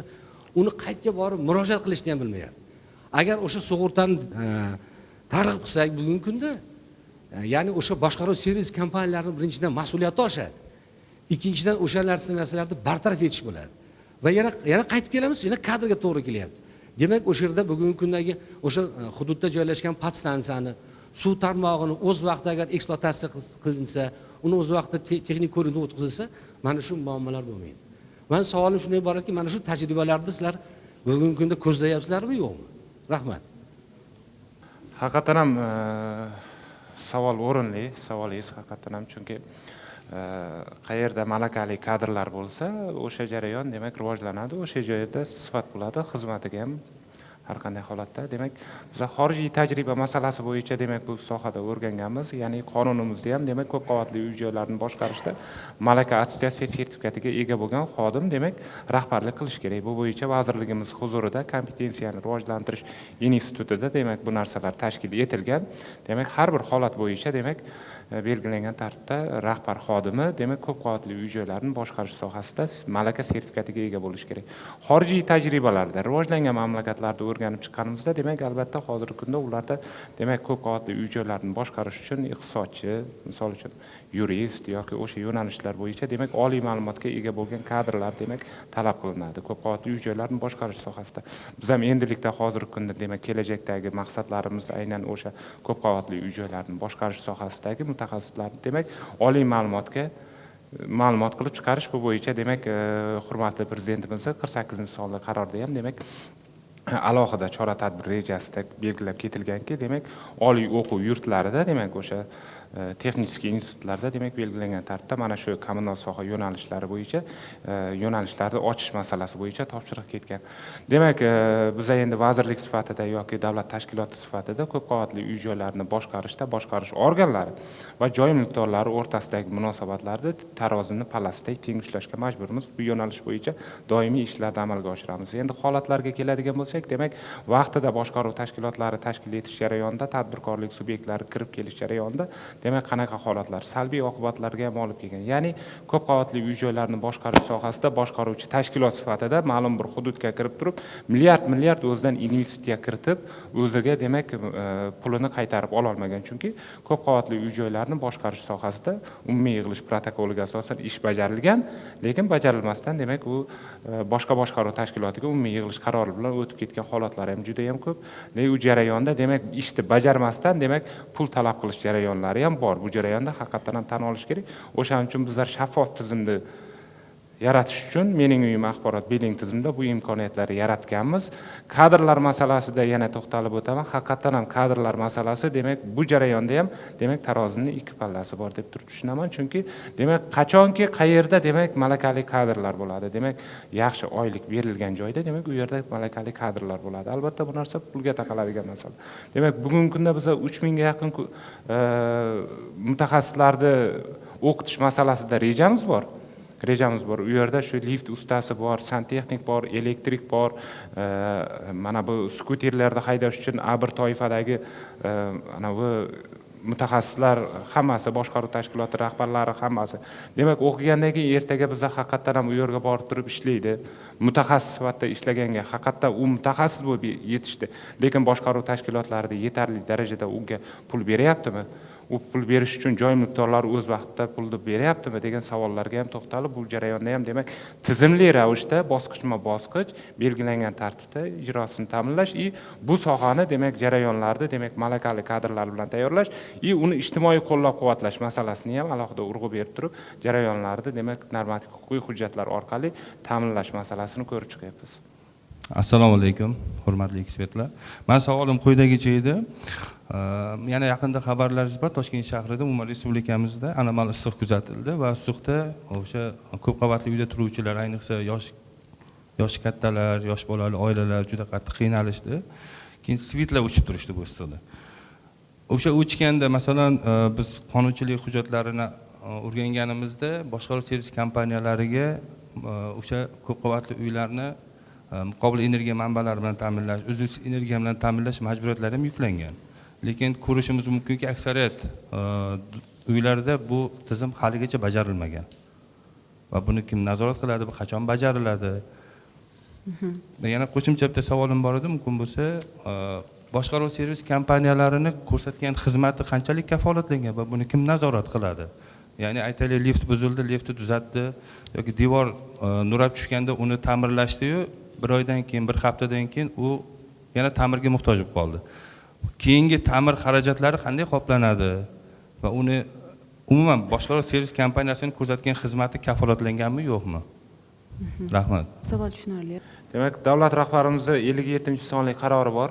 Demak, muqobil energiyaga to'xtalib o'tadigan bo'lsam, birinchi savolingizga 57-qarorga asosan, demak, 2023-yil 1-maydan boshlab, demak, foydalanishga topshiriladigan ko'p qavatli uy-joylarda kamida 50% demak, quyosh paneli bilan jihozlangan bo'lish kerak, emas foydalanishga qabul qilinmaydi bu jarayonda. Demak, bu quyosh paneli belgilangan tartibda shu ko'p qavatli uyda, demak, saqlash xarajatlari, ya'ni u chiroqlarga ishlatilishi mumkin, aynan o'sha jarayonda liftga ishlatilishi o'sha bilan bog'lanadi. Agarda demak undan oldingi ko'p qavatli uylar foydalanishga topshirilgan yoki o'sha mustaqillik davrigacha 91-yilgacha yoki 2015-yilgacha misol uchun u yerda quyosh panellari bo'lmasa, masalan, muqobil energiya manbalari bo'lmaydigan bo'lsa, demak, belgilangan tartibda bu joy mulkdorlarining umumiy yig'ilish protokoliga asosan, demak, tom qismiga o'rnatish mumkin quyosh panellarini. Faqatgina, demak, bu jarayonda boshqaruv tashkilotlari mablag'lari o'zini kistasdan qilmaydi bu narsani. Joy mulkdorlari haqiqatan umumiy yig'ilish o'tkazadi. Demak, xarajatini ko'rsatadi. Misol uchun, balkim 30 milliondir, 50 milliondir, demak, o'sha yerdagi barcha mulkdorlar pulini berib turib, o'sha quyosh panelini o'rnatishi mumkin. O'rnatgan quyosh paneli uchun o'zini ehtiyoji uchun ishlatadi. Lekin aynan o'sha jarayonda aynan ko'p qavatli uy-joylarni boshqarish organi quyosh panellari bilan ta'minlaydi yoki muqobil energiya bilan ta'minlash uchun moslamalar o'rnatadi degan qonunchilikda talab yo'q bu jarayonda. Hammasi umumiy yig'ilish protokoliga asosan belgilangan tartibda ishlarni amalga oshirishi mumkin. Hattoki, demak, umumiy yig'ilish protokoliga asosan, demak, qaysidir tadbirkorga, misol uchun, quyosh panelini o'rnatish uchun tom qismini ijaraga berib turib, undan ham foyda olishi mumkin bu narsani. Faqatgina shu belgilangan xalqning anavsi bilan roziligi bilan amalga oshiriladi. Javob qoniqarli. Ikkinchi savolingizga to'xtaladigan bo'lsak, demak, ko'p qavatli uy-joylarni boshqarish sohasida, demak, yillik ish rejalari tasdiqlanadi bu. Demak, ko'p qavatli uy-joylarni boshqarishda, demak, 1 yil davomida ko'p qavatli uyni qaysi qismini ta'mirlaydi? Masalan, tom qisminidir. Balkim kirish yo'lagi yoki shu domofon eshikdan tortib turib yoki framiga oyna romlari kuz-qish mavsumiga tayyorgarlik ko'rish masalasi bo'yicha belgilangan tartibda barchasi, demak, umumiy yig'ilish qaroriga asosan tasdiqlanadi va nazorat ham joy mulkdorlarida bo'ladi. Nazorat ham joy mulkdorlarida bo'ladi bu jarayonda. Lekin bu, masalan, bizda inspeksiyamiz bor, ko'p qavatli uy-joylarni boshqarish sohasida, demak, u ma'lum miqdorda kirishi mumkin bu jarayonda, lekin asosiy masala, asosiy nazorat bu joy mulkdorlari, demak, bajarilgan ishlarni nazoratini amalga oshirish kerak. Agarda bu davlat budjeti mablag'lari bo'lganda yoki mukammal ta'mirlash jarayonida bo'lganda, bu jarayonda barchasi loyiha smetadan tortib, demak, ekspertizaga bo'lgan jarayonlarni qamrab oladi. Bu jarayonda, demak, to'g'ridan-to'g'ri inspeksiya borib turib bu narsaga, demak, sifati uchun javobgar bo'ladi. Sifatiga javob beradi bu narsani. Haqiqatan sifatli qurilganiga yoki sifatli bo'yalganiga yoki sifatli qoplanganligi uchun, demak, bu loyihadan tortib ekspertizadan o'tkazib davlat budjeti yoki mukammal ta'mirlash ishlari bajarilsa, joriy ta'mirlash ishlari bajariladigan bo'lsa, bu faqatgina xalq nazorati bo'ladi bu yerda. Jamoatchilik nazorati bilan amalga oshiriladi. Rahmat Bobur aka. Birinchi qo'llarni ko'targandilar. Sizdan avval. Assalomu alaykum, hurmatli tadbir ishtirokchilari. Albatta, yuqorida ta'kidlab o'tilganidek, juda ham og'riqli mavzu ko'tarilgan. Sababi, men o'zim Oliy Majlis Qonunchilik palatasida aynan mana shu qurilish va uy-joy kommunal xo'jaligi sohasi bo'yicha mas'ul deputatman. Ma'lumki, har kuni kerak bo'lsa, mana shu umuman qurilish, uy-joy kommunal xo'jaligi sohasida murojaatlar kelib tushadi. Aynan o'zim shug'ullanaman. Kerak bo'lsa, Bobur akam bilan biz har kuni birgalikda, mana har kuni telefonlashamiz, iloji bo'lsa shu bitta muammo yuzasidan. Endi muammo ko'p, albatta bu muammolarni bartaraf qilish bo'yicha mana o'zim ham xabardorman. Ishlar olib borilyapti, shu qonunchilikka o'zgartirish kiritish bo'yicha boshqa. Lekin asosiy yana bir og'riqli nuqtalarimizdan biri bu uy-joy mulkdorlari bilan shu boshqaruv servis kompaniyalari o'rtasidagi shartnomaviy munosabatlar. Bu nima degani? Bugungi kunga qadar mana shu shartnomaviy munosabatlar tartibga solinmaganligi, ya'ni o'sha yagona bir namunaviy shartnoma shakli tasdiqlanmaganligi natijasida bugungi kunda boshqaruv servis kompaniyalari tomonidan uy-joy mulkdorlari bilan bir yakka tartibdagi shartnoma yoki bir umumiy oferta asosida shartnoma imzolanmasdan pul mablag'larini undirish ishlari olib borilyapti-da. Bu fuqarolar tomonidan, o'sha mulkdorlar tomonidan haqli e'tirozlarga sabab bo'lyapti. Shartnoma tuzmasdan mablag' undirish qanchalik qonuniy? Yana bir muammo, agar fuqaro mulkdorlar pul to'lamaydigan bo'lsa, boshqaruv servis kompaniyasi tomonidan qandaydir bir protokol asosida, bir qanaqadir hujjat asosida sudga berib undirish choralari ko'rilyapti. Lekin fuqaro agar boshqaruv servis kompaniyasini bir masalada sudga beradigan bo'lsa, fuqaroning qo'lida hech qanday bir huquqiy hujjat yo'q. Bu albatta qanchadir muammolarni, nizolarni kelib chiqishiga sabab bo'lyapti. Shu savolim shundan iboratki, mana shu uy-joy mulkdorlari bilan boshqaruv servis kompaniyalari o'rtasida huquqiy munosabatlarni tartibga solish bo'yicha bir normativ, namunaviy shartnoma shakli qachon ishlab chiqiladi va qanday bu tatbiq etiladi? Javobingiz uchun rahmat. Rahmat savolingiz uchun Shokirjon aka. Boya ta'kidlab o'tdingiz, siz bilan endi doimiy hamkorlikda ishlaymiz. Ayniqsa mana shu Qonunchilik palatasi bilan joylarga chiqib ham o'rgandik, bu jarayonda haqiqatan ham birga yurdik boshqa.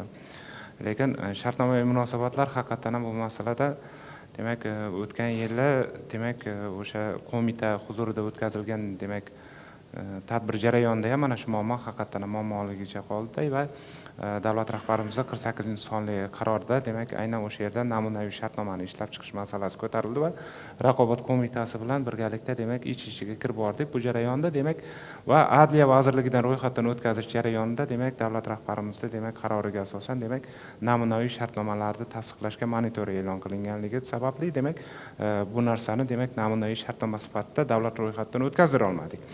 Lekin o'sha Adliya vazirligini belgilangan tartibda xatini olganmiz. Demak bu jarayonda demak namunaviy tavsiyaviy sifatida demak mening uyim axborot billing tizimiga buni joylashtirib ishda qo'llash mumkinligini ko'rsatib o'tilgan. Aynan hozirgi kunda mening uyim axborot billing tizimida demak o'sha shartnomaviy munosabatlar bo'yicha kiritib bu boshqaruv tashkilotlari demak bundan samarali foydalanib kelmoqda.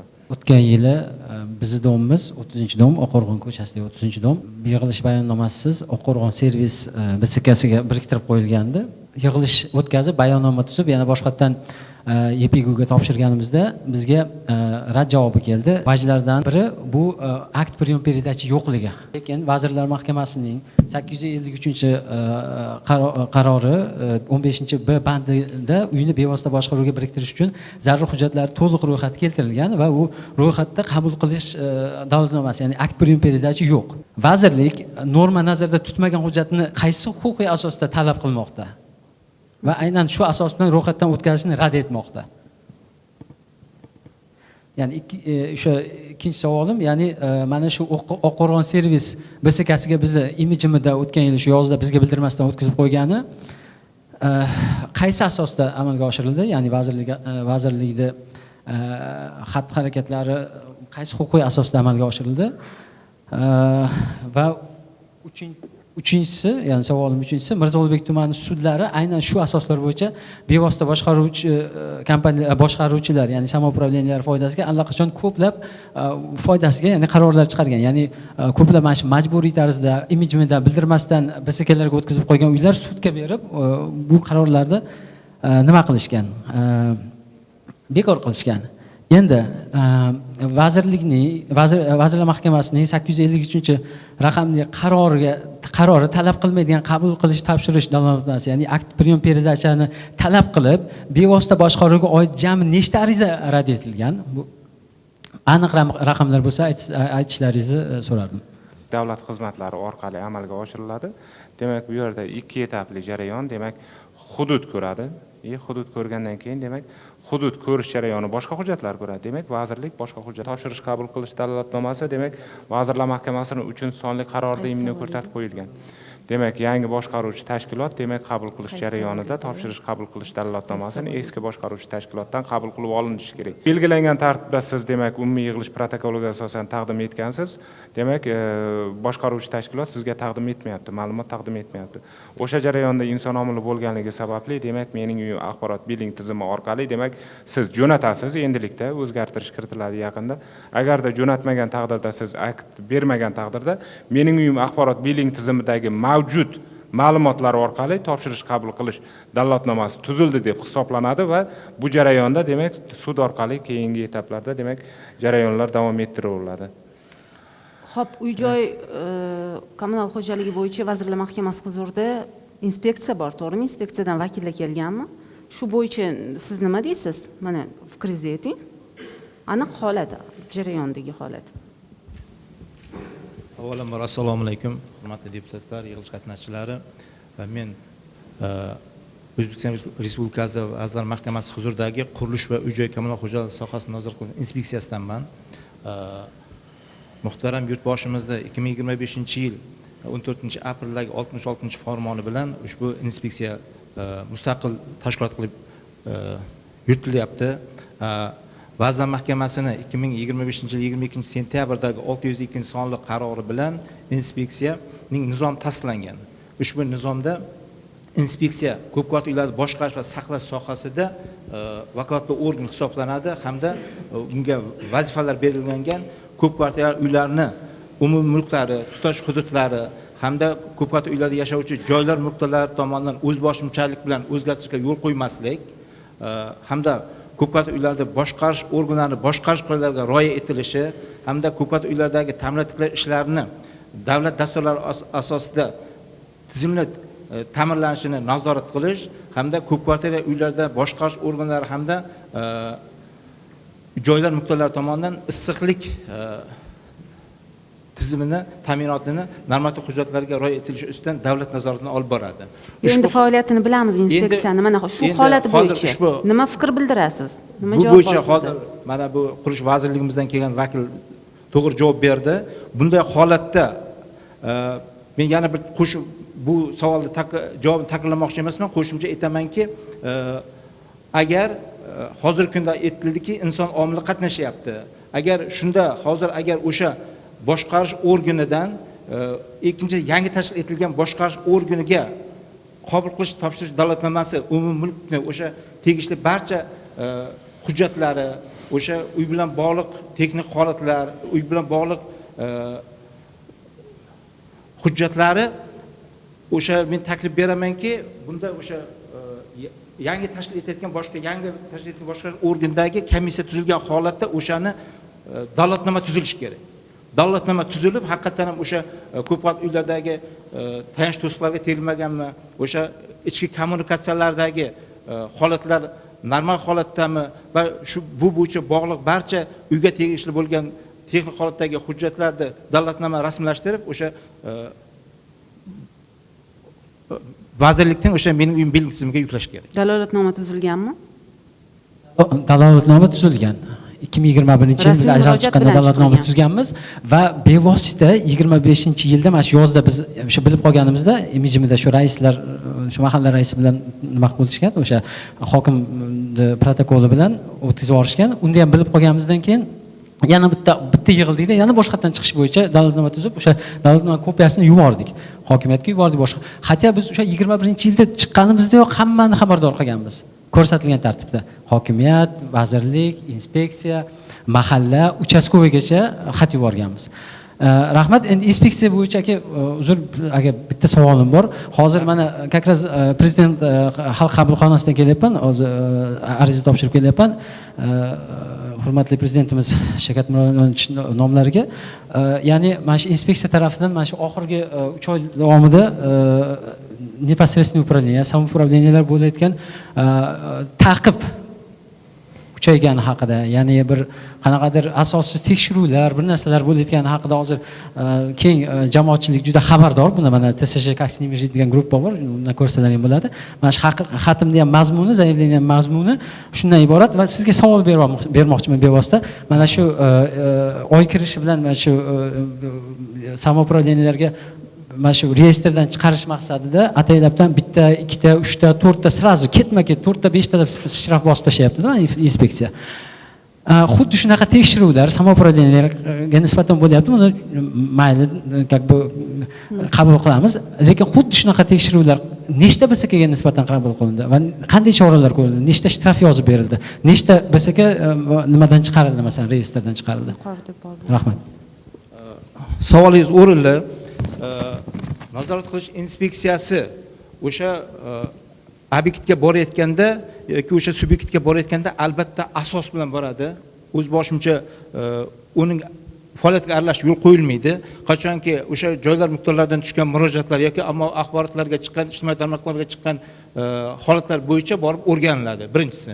Ikkinchisi, mana bu Toshkent shahrida boya yuqorida aytildiki, 632 ta boshqarish organlari bor dedi. Ushbu boshqarish organlarini biz aholini bilan o'tkazilgan suhbatlarga, aholi o'tkazilgan savolnoma qilib, biz bularni yashil, sariq hamda qizil toifaga ajratib chiqdik. Mana shunda bu asosan mana shu yashil toifadagi boshqaruv organlarida aholidan e'tirozlar yo'qligi, juda kam murojaatlar kamligi, uning moddiy texnik bazasi yetarligi, xizmat ko'rsatish darajasi yaxshiligi bu yashil toifaga o'tgan. Ushbu boshqaruv organlari 183 dan tashkil qiladi. Endi sariq toifadagi boshqaruv organlari o'sha aholidan tushgan murojaatlarni o'sha biz hisoblab ko'rganda qaysidir darajada yuqoriroq yoki uning moddiy texnikasi yetarli emas, xizmat ko'rsatish darajasi yaxshi emas, aholidan e'tirozlar ko'proq. Buni sariq toifaga ajratib, bu 291 dan tashkil qiladi. Endi qizil toifaga tushgan o'sha boshqarish servis kompaniyasi ham bor, bu yerda uy-joy mulklar shirkati ham bor, o'zini bevosita boshqarish organlari ham bor. Bu 158 dan tashkil qiladi. Va yuqorida aytdiki, o'sha inspeksiya tomonidan qonunchilikda Vazirlar Mahkamasining kredit sonli qarori bor. Qarorda bir kalendar yilida ketma-ket 3 ta ma'muriy huquqbuzarlik bo'yicha jarima urilgan bo'lsa, bu nazorat qiluvchi organ tomonidan qaror chiqariladi va buni vakolatli organga yuboriladi. Buni ko'rib chiqish va o'sha reyestrdan chiqarish bo'yicha. Bu bo'yicha biz hozir bugungi kunda mana shu 32 ta boshqaruv organ reyestrdan chiqargan bo'lsak, qolgan 80 ga yaqin boshqaruv organi o'sha aholi bilan o'tkazilgan suhbatda bular yana slaniya biriktirilyapti, o'zi shu hududdagi salohiyatli boshqaruv organiga biriktirilyapti. Qolgan holatlar bo'yicha ishlar davom etyapti. Nechtaga shtraf yozildi BSKlardan? Agar siz buni aniq bilmoqchi bo'lsangiz, bizga siz afzal murojaat qiling, biz sizga o'sha asosda beramiz. Nechta boshqarish kompaniyasi, nechta uy-joy mulklar shirkati, nechta bevosita raqamlarni sonini biz sizga beramiz ma'lumotni. Bu yerda menimcha savol yo'llagan akamizda shunday e'tiroz bo'lyaptiki, ya'ni BSKlarga nisbatan ko'rilayotgan chora shirkatlarga yoki o'zini o'zi boshqarayotgan mulkdorlarga nisbatan ko'rilayotgan chora bilan o'rtasida adolat bormi degan savol ham bordi. Buni tegdi. O'rin savol. Mana kecha bir hafta bo'ldi, o'zim Shayxontohur tumaniga bitta o'zini o'zi boshqarish organiga chiqdim. Boshqaruv organiga shaxsan o'zim chiqdim, savol beryapman. Boshqaruv organiga aytyapman. Mana shu ko'p qavatli, endi bitta uy boshqarish samopravleniya boshqaradi, boshqaruvchi. Siz boshqaruvchi ekansiz. Necha yildan beri boshqaruvchisiz? Uka, men 10 yildan beri boshqaruvchiman. Boshqarish mana shu uyni boshqarayotgansiz. Sizga mana inspeksiya tomonidan ma'muriy jarima qo'llanibdi. Siz ushbu ma'muriy qo'llanmada jarimadan siz e'tiroz bildiryapsiz. Buning uchun siz o'sha ko'patlar boshqarish to'g'risidagi 581 sonli qonun 2019-yil 7-noyabrda qabul qilingan. Aynan shu boshqarish uyni boshqarish uchun Vazirlar Mahkamasining 3-sonli qarori bor. 2022-yil 3-yanvarda qabul qilingan. Va shu Vazirlar Mahkamasining o'sha 853-sonli qarori, 47-qarori, mana tegishli normativ hujjatlarda men savol beryapman. Prezidentimizning 52-sonli qarori bor. Mana shulardan savol bersam, to'g'risini aytayapti, men bundan xabarim yo'q deyapti. qani adolat ko'ryapsizmi? Bunga qanday biz buni bu maqsadimiz unga jarima qo'llash emas. Maqsadimiz aholiga xolis xizmat ko'rsatish. Mana shu anaqadan keyin o'sha boshqarish qoidalarini buzgandan keyin, qonunchilik buzgandan keyin uni hech kim chetlab o'ta olmaydi-ku. Men Chilonzor tuman Nobahor mahallasi fuqarolar yig'ini raisiman.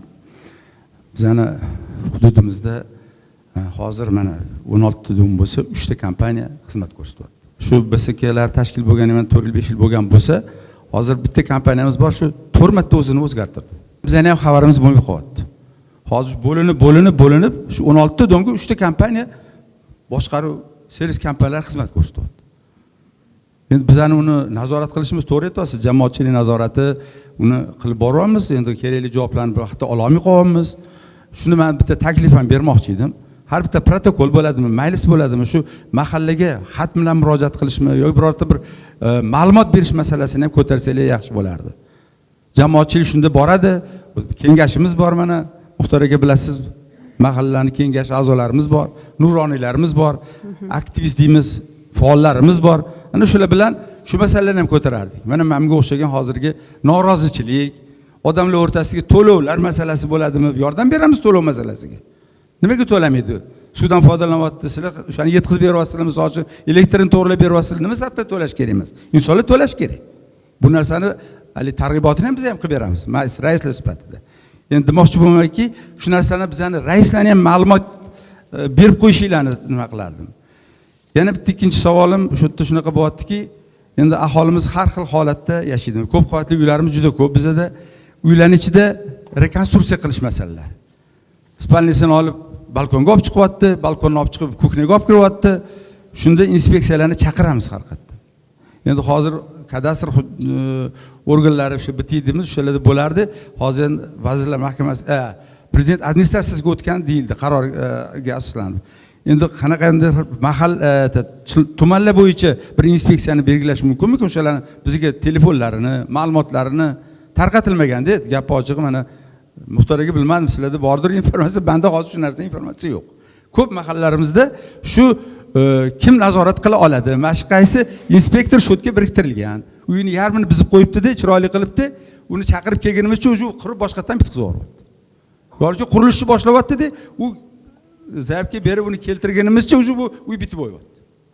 Ana lekin sud ketadi u yog'i hali ovoragarchilik, norozichilik, mana shunaqa narsalar bo'lyapti. Sizlardan bitta iltimos bo'lardi, keyin talab ham bo'lardi. Shu manaqalarni iltimos bo'lsa bersanglar ma'lumotlarni. Keyin biriktirilgan inspektorlarimiz hatto tumanlarda bo'lsa, menimcha endi hozir kelguncha zaifkasini qabul qilguncha men hozir bitta zaifga berganman. 1 oy bo'ldi, men ochig'ini aytaman, 1 oy bo'ldi, hali men javobini olganim yo'q. Mana keldik, adresingizni ko'rsating, lokatsiyani bering deyildi, hali oxiriga yetgan yo'q shu narsa. Uyga buzib bo'ldi, ichini to'g'ri nima qilib, ichiga kirib to'xtatib qo'ydik baribir, lekin birorta xulosali ulardan inspeksiyadan olganimiz yo'q. Men rais sifatida men zaifkani o'zim berganman, shaxsan berganman.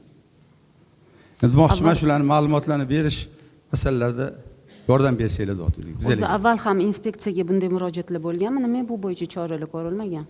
Ko'p qavatli uylar boshqarish to'g'risidagi qonun bor. Qonunda qachonki o'sha 20-moddasida o'sha aholining o'rtasidagi yig'ilishda qonun buzilishi holati qayd etilganda albatta inspeksiya tashabbuskorlik bilan buni tashkil etish vakolati berilgan. Agar qolgan holatda albatta mulkdorlarning o'sha sizlarga bo'layotganda umumiy yig'ilish bo'lyapti. Endi balkim siz bunga eshitmagandirsiz. Inspeksiya bilan mahalla o'rtasida qo'shma qaror ishlab chiqdik va tasdiqladik. Bu bo'yicha hamma hududlarga biz o'zimiz kontaktlarimizni berdik. Maqsad o'sha mahalla yettiligi inspeksiyaga o'sha hududda ko'p qavatli uylar bilan bog'liq qonun buzilish holatlari bo'yicha axborot bersin dedik. Bu bo'yicha ishlayapmiz. Poytaxtimizning ko'p qismlarida, ko'p joylarida ko'p qavatli uylarimizning yeri to'la qismlari ijaraga beriladi. Mana shu jarayonda aholini xabardorlik darajasi juda pastligini ko'rishimiz mumkin. Shartnoma tuzish, to'lovlarni amalga oshirish va bularni sarflanishi haqida aholini xabardorlik darajasini oshirish bo'yicha muayyan bir shaffof tizim yo'lga qo'yiladimi, yo'qmi? Ko'p qavatli uy-joylarni boshqarish sohasida yashirin iqtisodiyotni oldini olish maqsadida respublika ishchi guruhi tasdiqlangan. Bugungi kunda respublika ishchi guruhi tomonidan ko'p qavatli uy-joylarni umumiy mulkini ijaraga berish jarayonlari barchasini xatlovdan o'tkazildi. U yerda demak faoliyat amalga oshirilayotganlari belgilangan tartibda demak soliq bilan belgilangan soliq to'lash kerak albatta bu yerda daromad olingandan keyin demak soliq bilan demak shartnomalar tuzilgan bu soliqqa tortildi belgilangan tartibda qolgan demak imkoniyati beriladigan joylar demak endi bu yildan boshlab endi mana shu 48-sonli qaror talablariga asosan faqat e-auksion platformasi orqali belgilangan tartibda ochiq shaffof tizim orqali amalga oshiriladi. Bunda albatta demak joy mulkdorlari roziligi bo'lishi kerak. Chunki mulk joy mulkdorlariniki roziligi bilan demak qaysi faoliyat turi bor, yerto'la bo'yicha demak 648-sonli qaror bor. Unga asosan demak faoliyat turlari bor. O'sha faoliyat turlariga asosan ijaraga berilishi mumkin. Undan tushayotgan mablag'lar albatta demak joy mulkdorlari, ya'ni o'sha uyni saqlash xarajatlariga yo'naltirilishi kerak. U jarayon demak shu paytgacha demak belgilangan tartibda demak shartnomaviy asosida boshqaruvchi tashkilot o'rtasida shartnoma mulkdorlar roziligi bilan amalga oshirilgan, lekin demak hisobi yuritilmagan. Demak endilikda demak u jarayonda demak har bir yerto'laga ham demak alohida demak kadastr raqami berilmoqda-da, demak kadastr raqamiga asosan lisovoy alohida to'lab borish uchun alohida hisob raqam berilyapti. U ham mening uyim axborot biling tizimida shaffof ko'rinib turadi. Joy mulkdorlari shu mobil ilova orqali qancha mablag' tushdi, uni ham kuzatib borishi mumkin. Uyidan qancha tushyapti, agarda ijaraga bergan bo'lsa qancha pul tushyapti, qayerga sarflanyapti. U tizim yaratilgan hozirgi kunda. Boshlaganmiz. Tashakkur, marhamat. Assalomu alaykum, hurmatli yig'ilish ishtirokchilari, hurmatli ekspertlar. Avvalambor qimmatli vaqtinglarni ayamasdan kelganingiz uchun barcha ishtirokchilarga tashakkur. Haqiqatdan HDP Xalq Demokratik partiyasini vazifasi mehnatimiz bilan xalqni rozi qilish. Hammamizning burchimiz xalqni rozi qilish. Demak, hozirgi munozaradan ko'rib turibmizki, xalq bilan qanaqadir davlat o'rtasida bir narsalar yetishmayapti. Chunki xalqimizni huquqiy ongini o'stirishimiz kerakmi? Ularga ko'proq tushuntirishlarni olib borishimiz kerakmi? Biz o'sha shahar kengashi deputati sifatida ko'p xalq bilan murojaat qilishadi. Ayniqsa shu ko'p qavatli uylar bo'yicha. Hozir Boburjon juda ko'p gaplarni gapirdingiz. Boshqaruvchimiz aytayaptilarki, xalqimizni ko'pi yoshi kattalarda endi. Ularni anaqasi yetmaydi bu internetga kirish, yo bo'lmasam telefondan foydalanish. O'shaning uchun targ'ibot ishlarini olib borish kerak deb aytdilar Malik opam. Juda to'g'ri aytdilar. Biz mahalla raislari qariyb 30 yilga yaqin mahallada rais bo'lib ishlayapman-da. Shuni tushunib yetyapmizki, bir haqiqatni angladim. Agar mahalla tinch bo'lsa, yurt tinch bo'ladi-da. Oilalar mustahkam bo'ladigan bo'lsa, davlatimiz bundan ham qudratli bo'ladi. Muhtaram yurtdoshimiz ilk prezident bo'lgan kunlardan boshlab xalqni rozi qilishni oldiga maqsad qilib qo'yganlar. Biz hammamiz shu masalada ishlashimiz kerak. Men tayyorman. Uchtepa tumani bo'yicha mana sizlarga o'xshagan yaxshi mutaxassislar borib, hozir men juda ko'p narsani o'zimga oldim. Ko'p narsani bilmagan ekanman. Shirkat masalasi bo'yicha, BSKlar bo'yicha. Haqiqatdan raisimiz aytibdilar, BSKni o'zi o'sha joyini yaxshi bilmasa, mahallani bilmasa, raisi bilmasa-da, u qanaqa uni ichiga kirib boradi. O'shaning uchun o'sha BSK xodimlarini ham o'sha joydan tanlash kerakmi? Ularni bir ongini o'stirishimiz kerakmi? Ularni oliy ma'lumotli qilishimiz kerakmi? Bir muomala madaniyatini shakllantirish kerakmi? Shunda ko'p mahalla raislari bilmay qo'yapti biza. O'zidan o'zi almashtirib qo'yapti, bo'ldi. Undan tashqari inspeksiya ham keyin bilib qo'yapti-da. Hozir aytdilar, uylarni bo'lib tashlashyapti yoki bo'lmasam bilasizlar ko'p noqonuniy uylarni oldini ikkita etajli qilib, bir etajli qilib chiqarib qurib olganda, u noqonuniy-ku. Uyga agarda ko'proq xalaqit beradi, yo bo'lmasam bu uy buzilib ketishi ham mumkin-ku, ko'p qavatli uy mumkin emas deyish. O'shaning uchun mash tomonlarini inobatga olgan holda biza tayyormiz mahalla raislari har doim. Agarda shu narsalarni tuman bo'yicha shirkatlarni yo bo'lmasam o'sha BSKlarni yig'ib, mahalla raislarini yig'ib bir seminarlar qilib berasizlarmi? Hozirga o'xshab mana bunaqa qilib. Shunda ularni bir ongini o'stirgan bo'larmidik? Xalqqa bir yana yaxshi bo'lardi degan umiddaman. E'tiboringiz uchun rahmat. Tashakkur. Mana shu masalada savolingizga yana bir savol emas, endi bu taklifga asosan endi haqiqatan ham to'g'ri gaplar gapirib o'tdingiz. Biz hozirgi kunda mahalla uyushmasi bilan birgalikda, demak, mening uyim axborot biling tizimi bilan raqamli mahalla platformasi bor. Menimcha sizlarda ishlayotgan o'shani, demak, birgalikda integratsiya qilish jarayonida ishlayapmiz bu jarayonda. Demak, bu jarayonda ko'rsatilganki, mahallani obodligi, boshqaruv tashkiloti bilan mahalla raislari o'rtasidagi munosabatlar, mahalladagi joy mulkdorlari bilan boshqaruv tashkiloti o'rtasidagi munosabatlar hammasi qamrab olish jarayonida. Aynan bu kishi yana raisimiz ta'kidlab o'tdi. O'sha jarayonda bizlar endi sal chetda qolgan masala edi. O'zimizga hozir yana men o'zimga belgilab oldim. Noqonuniy qurilma masalalarini ham kiritib o'tamiz. Demak, to'g'ridan-to'g'ri menimcha Abnazar aka, menimcha o'sha jarayonda ham, demak, bitta platforma orqali emas, demak, boshqa platforma orqali, demak, UJKga bog'lasak bo'ladi, mening uyimga bog'lasak bo'ladi, raqamli mahalla orqali har kim o'ziga qulayini ishlatadi-da, misol uchun o'sha jarayonlarni bog'laymiz. Seminar masalasi bo'layotgan bo'lsa, demak, seminarni, demak, mahalla uyushmasi bilan albatta bu masalada gaplashib ko'raman men o'zim. Birgalikda xudo xolasa o'tkazamiz. Albatta endi bu jarayonda biz o'zimiz emas, menimcha mahalla uyushmasi tashkil qilgani ma'qulroq. O'sha jarayonni, demak, tashkil qilamiz bu masalada. Albatta. Avvalambor assalomu alaykum, hurmatli ishtirokchilar. Men Nurafshon shahar kengashining raisiman. Ismim Maftuna, familiyam Urinbayeva. Savolim shundan iborat ediki, bugungi kunda boshqaruv servis kompaniyalari aholi o'rtasida pul yig'ilyapti, to'g'rimi? Aholidan har oyda pul yig'ilyapti. U yig'ilgan mablag'lar nimaga sarflanadi? Agar pul yig'ilgan bo'lsa, nega ko'p qavatli uylarga deputatlar bilan o'rganishga boramiz? Misol uchun Nurafshon shaharda ko'p qavatli uylarga o'rganishga borganda tom qismi pod'ezd, liftlar, bolalar maydonchasi, obodonlashtirish ishlarida muammolar bor bugungi kunda. Deputatlik so'rovlari chiqaramiz, vaqtida javoblari kelmaydi. Uni kim nazorat qiladi? Bu 24 ga 7 qilib dispetcher xizmatini yo'lga qo'yishimiz mumkinmi bu bo'yicha? Misol uchun joyga chiqib o'rganganda muammolar bartaraf qilishimiz kerak-ku. Mablag'lari kim qayerga sarflaydi? Aholiga qanday qilib bir shaffoflik tizimini yo'lga qo'ysa bo'ladi bugungi kunda shu narsani? Rahmat. Rahmat savolingiz uchun. Birinchi navbatda, demak, har qanday soha belgilangan tartibda qonunchilik talablariga asosan faoliyat yuritadi. 24 soatlik dispetcherlik xizmati masalasiga to'xtaladigan bo'lsak, boshqarish qoidasi. Boshqaruv tashkilotida majburiy bo'lishi kerak bu narsa. Agarda bo'lmagan taqdirda hududiy inspeksiya tomonidan jarima qo'llanadi bu masalada. Ikkinchi masala, demak, ko'p qavatli uy-joylarni boshqarishda qonunchilik shunday tuziladiki, demak, bu yerda xalq manfaati, xalq majburiyati, joy mulkdorlari, boshqaruv tashkilotlarining majburiyati, uni vakolatlari belgilangan. Xuddi o'shanaqa 581-sonli qonundan xuddi o'shanaqa. Demak, boshqaruv tashkiloti ko'p qavatli uyda lozim darajada saqlash uchun majburiyatni olgan bo'lsa, umumiy yig'ilish protokoliga asosan joy mulkdorlari ham, demak, ko'p qavatli uyda lozim darajada saqlash bilan bog'liq xarajatlarni o'z vaqtida to'lab borish majburiyati bor bu yerda. Bu uy-joy kodeksida ham bor bu masalalar hammasi. Xuddi o'shanaqa, demak, ta'mirlash jarayonida belgilangan tartibda, demak, jarayonlar o'sha majburiy badal, ya'ni joy mulkdorlarining mablag'lari hisobidan amalga oshiriladi.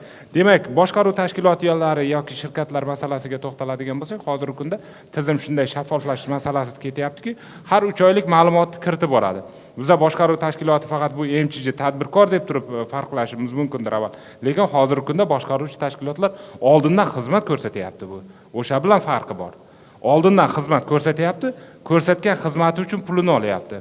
O'sha jarayonni biza raqamlashtirish, ish shaffoflashtirish maqsadida har 3 oylik ma'lumotni kirityapti. Har 3 oyda ma'lumot kiritmasa agar mening uyim axborot biling tizimiga boshqaruv tashkiloti xizmat ko'rsatmagan hisoblanadi. Bu jarayonda joy mulkdorlari o'z vaqtida mablag'larini to'lab turib, o'sha shaffof tizim orqali jarayonlarni, demak, to'liq kuzatib borishi mumkin. Undan tashqari har yillik rejasi bor. Agar rejaga asosan ishlar amalga oshiriladi, qo'shimcha ish reja bajarilishi kerak bo'layotgan bo'lsa, qo'shimcha umumiy yig'ilish qaroriga asosan amalga oshirilishi mumkin. Nazorat masalasi bu yerda haqiqatan ham tizim bor. Biz nazorat qilamiz, muvofiqlashtiramiz. Qonunchilik jarayonlarda shunaqa muammolarni o'rganib, bularni tizimli ravishda yechimi masalasini ko'rib chiqsak, inspeksiya nazoratini amalga oshiriladi. Lekin inspeksiya bugungi kunda masalan Toshkent shahri misolida aytadigan bo'lsak, har bir tumanga yo'nalish bo'yicha bittadan inspektor. U yo'nalish bo'yicha endi domlar soni 600 ta, 1000 tadan ziyod tumanli domlar bor. o'ylab qaraydigan bo'lsak, Nurafshonda ham masalan, Nurafshonda ham yaxshigina. O'shaning uchun bu xalq nazorati, jamoatchilik nazorati orqali demak bu narsalarni shaffof tizimga o'tkazish masalasini qo'yapmiz. Bu bo'yicha demak barcha imkoniyatlar yaratilgan vazirlik tomonidan. O'sha faqatgina o'sha targ'ibot qilib turib o'sha jarayonlarni demak belgilangan tartibda ishlash ma'qulroq. Rahmat Bobur aka.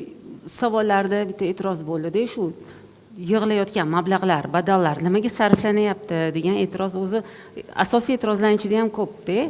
Prokuratura mana shu BSKlar tomonidan yig'ib olinayotgan mana shu badallarni har oylik yig'ib olinadi. Monitoring qiladimi? Nimalarga sarflanyapti? To'g'ri sarflanyaptimi? Monitoring tizimi mavjudmi? Avvalambor bu yerda mana prezidentimizni PK48 qarorlariga asosan mablag'larni hozir birinchi navbatda mana hozir yangi shtat joriy qilindi. Bu har bir tumanda bosh muhandis lavozimi. Bosh muhandis lavozimi joriy qilingandan keyin bular mening uyim axborot biling tizimida doimiy ravishda kuzatib boradi. Bular ma'niyatda o'rganib boradi. Bevosita biz o'zimiz o'rganib borish emas, bu belgilangan tartib bor. Chunki boshqaruv servis kompaniya ham bu xo'jalik subyekt, tadbirkorlik subyekt hisoblanadi. Buni qonun buzish holati aniqlanadigan taqdirda biz hozir mana yangi joriy qilingan shtat mana bosh muhandislar bilan birga uni o'rganish olib boriladi. Agar qonun buzish holati aniqlanadigan bo'lsa, albatta unga nisbatan belgilangan tartibda chorasini ko'rib boramiz. Endi bu Nurafshon shaharda bo'layotgan holat, o'zimizda ham bu yil o'zida bo'lgan holatda shahar prokuraturasi organ tomonidan 10 dan ziyod bunaqa jinoyat ishlar qo'zg'atdik. Bu yerda endi ba'zi TSJlar shunaqa holat bo'lyaptiki, umumiy pul olyapti deb ishlatib yuboryapti. Hech kim roziligi yo'q. Lekin uni hech kim gapirmaydi. Hamma bir tomonlama ko'rinadi. Mablag'i nazorat qilish albatta bizni doimiy nazoratimizda. Agar bu bo'yicha asosli murojaat tushadigan bo'lsa, uy-joy inspeksiyasi va bu shu bosh muhandis tegishli mutaxassislarni birga o'rganib, albatta unaqa holatga munosabat bildiriladi. Bu yerda baribir hozir mana yangi tizim bo'lganligi uchun bosh muhandislarni hozir malakasini oshirib shu joyi qo'yib olinsa, albatta bu lazeykalar o'z-o'zidan yo'q bo'lib ketadi. Chunki bu PK48 aniq konkret ko'rsatilgan, bu narsani doimiy ravishda nazorat qilib boriladi. Hali yuqorida aytganim, endi Nurafshon shaharda qanaqa bilmadik-ku, lekin Toshkent shaharda biz olingan xarajatni kamida 50% dan ortig'i bo'lsa bo'ladi, 50% dan kamiga aynan domni o'ziga, mulkdori shu uy-joylar o'ziga sarflanishini qat'iy belgilab, shu ish rejalar belgilangan. Ish rejasi aynan bu kuz-qish mavsumi taraddudida ham va undan keyin undan oldin ham bo'ladigan har bir rasxodiga bu bo'lib borilishi biz qat'iy belgilab qo'yilgan. Ana shu narsa bo'yicha BSKlardan biz shuni joylarga chiqib o'rganganimizda ham shuni talab qilib boramiz. Umumiy bergan javobingizdan bitta xulosa qilish mumkinki, endi o'sha biling tizimi orqali xuddi shunday sarflanayotgan mablag' nazorat qilinadi. Ungacha nazorat qilinmagan. Ungacha nazorat qilinmagan, ungacha chora ko'rilmagan. Marhamat. Assalomu alaykum. Shu vazirlikda axborot kommunikatsiyalar texnologiyalarini rivojlantirish markazi bor. O'sha joyda ishlayman. Biling tizimini o'zi boshlanishi 2022-yildan ishlab chiqishni boshlaganmiz. 51-52 sonli qarorga asosan 2022-yildan beri solishtiradigan bo'lsak, pul nazorati, siz aytayotgan tushumni nazorati 22-yilda aslida yo'lga qo'yilgan. 23-yil, 24-yillar davomida ham prokuratura bilan ham, inspeksiya bilan ham pul nazoratlari yo'lga qo'yilgan. Ya'ni tushayotgan pullar o'zini Excelda qolib ketmayapti. Aholi tomonidan ham o'zi aholi bunga ko'nikkan. Bugungi kunda kimdan so'rasangiz ham majburiy badal to'lovini yoki klikdan deydi, yoki paymedan deydi, paynetdan deydi. Yo'q, qanday to'lashni biladi aholi. Xo'p, to'lagandan keyin siz o'sha pulni qaytga kelganida onlayn keladi-ku pul. Qayerda turgani aniq uni, necha pulligi aniq uni.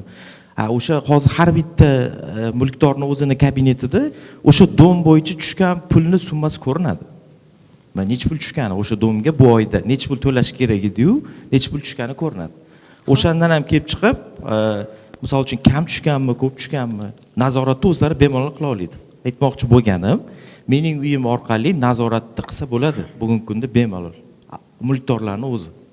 Nazorat qilsa bo'ladi, lekin unga masalan deylik 1 milliard so'm shunchaki aytyapman, kelib tushdi. Bu 1 milliard so'm nimaga ishlatildi deb u savol ostiga ololmaydi. Hisobot beradi.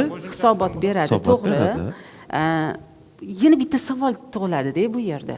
Ketma-ket bir-biriga bog'liq holat ekanda. Mana bu badallarning miqdori o'zi qaysi normaga qarab belgilangan?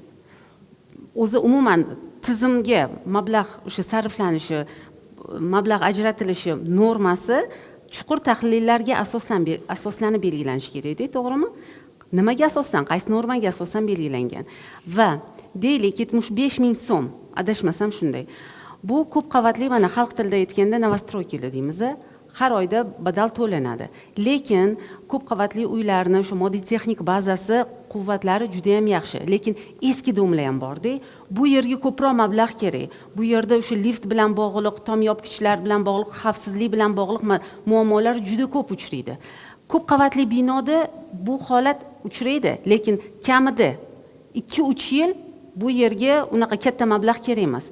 Mablag'ni taqsimlanishini ham bir ko'rib chiqish kerak emasmikin? Hozir bu savolingizga Bobur akam javob berib o'tadilar. Men boyagi nimangizga bitta qo'shimcha qilmoqchiman. Pul sarflanishini nazorati deganingizga 48-sonli qarorga asosan mana yangi funksiya joriy qilindi. Boya ham aytib o'tildi, adashmasam. Boshqaruv organidan norozilik bildiradigan funksiya bor. U ham mening uyimda. U hamma savollaringizga javob o'sha mening uyimda bor-da. Kirib turib norozilik bildiradigan bo'lsa boshqaruv organidan va bu 50% dan oshsa, hozir aytilganidek, bosh muhandis borib joyiga chiqib o'rganadi, inspeksiya o'rganadi. U qonun buzishlari bo'ladigan bo'lsa, tegishli tartibda javobgarligi bor hammasini. Ko'p qavatli uyda turasizmi? Siz ham ko'p qavatli uyda turasiz, yaxshi. Demak, majburiyat masalasi bor. Har bitta ko'p qavatli uyda yashaydigan mulkdorning majburiyati bor-da. Ko'p qavatli uyda lozim darajada saqlash bilan bog'liq xarajatlarni qoplash. Bu ko'p qavatli uy, ya'ni jamoa mulki, 50 kishi yoki 60 kishining mulki. U lozim darajada saqlash uchun joy mulkdorlari majburiyati bor. U demak qonunchilikka asosan sizni kvadrat metringizga qarab, kimdir 2 xonali 56 kvadratda tursa, kimdir 86 kvadrat yoki 76 uslovniy xuddi o'shanday holatda turadi. U majburiy badal umumiy kvadratdan kelib chiqib turib, yillik ish rejasiga asosan bo'linadi. Bu xolang balkim bu yil 75 ming bo'lishi mumkin, ya'ni kvadrat metriga 1,5 ming so'm yo 1200 so'm yoki narigi yilga borib turib ishni bajarish holatiga qarab turib balkim 50 mingga tushib qolishi mumkin.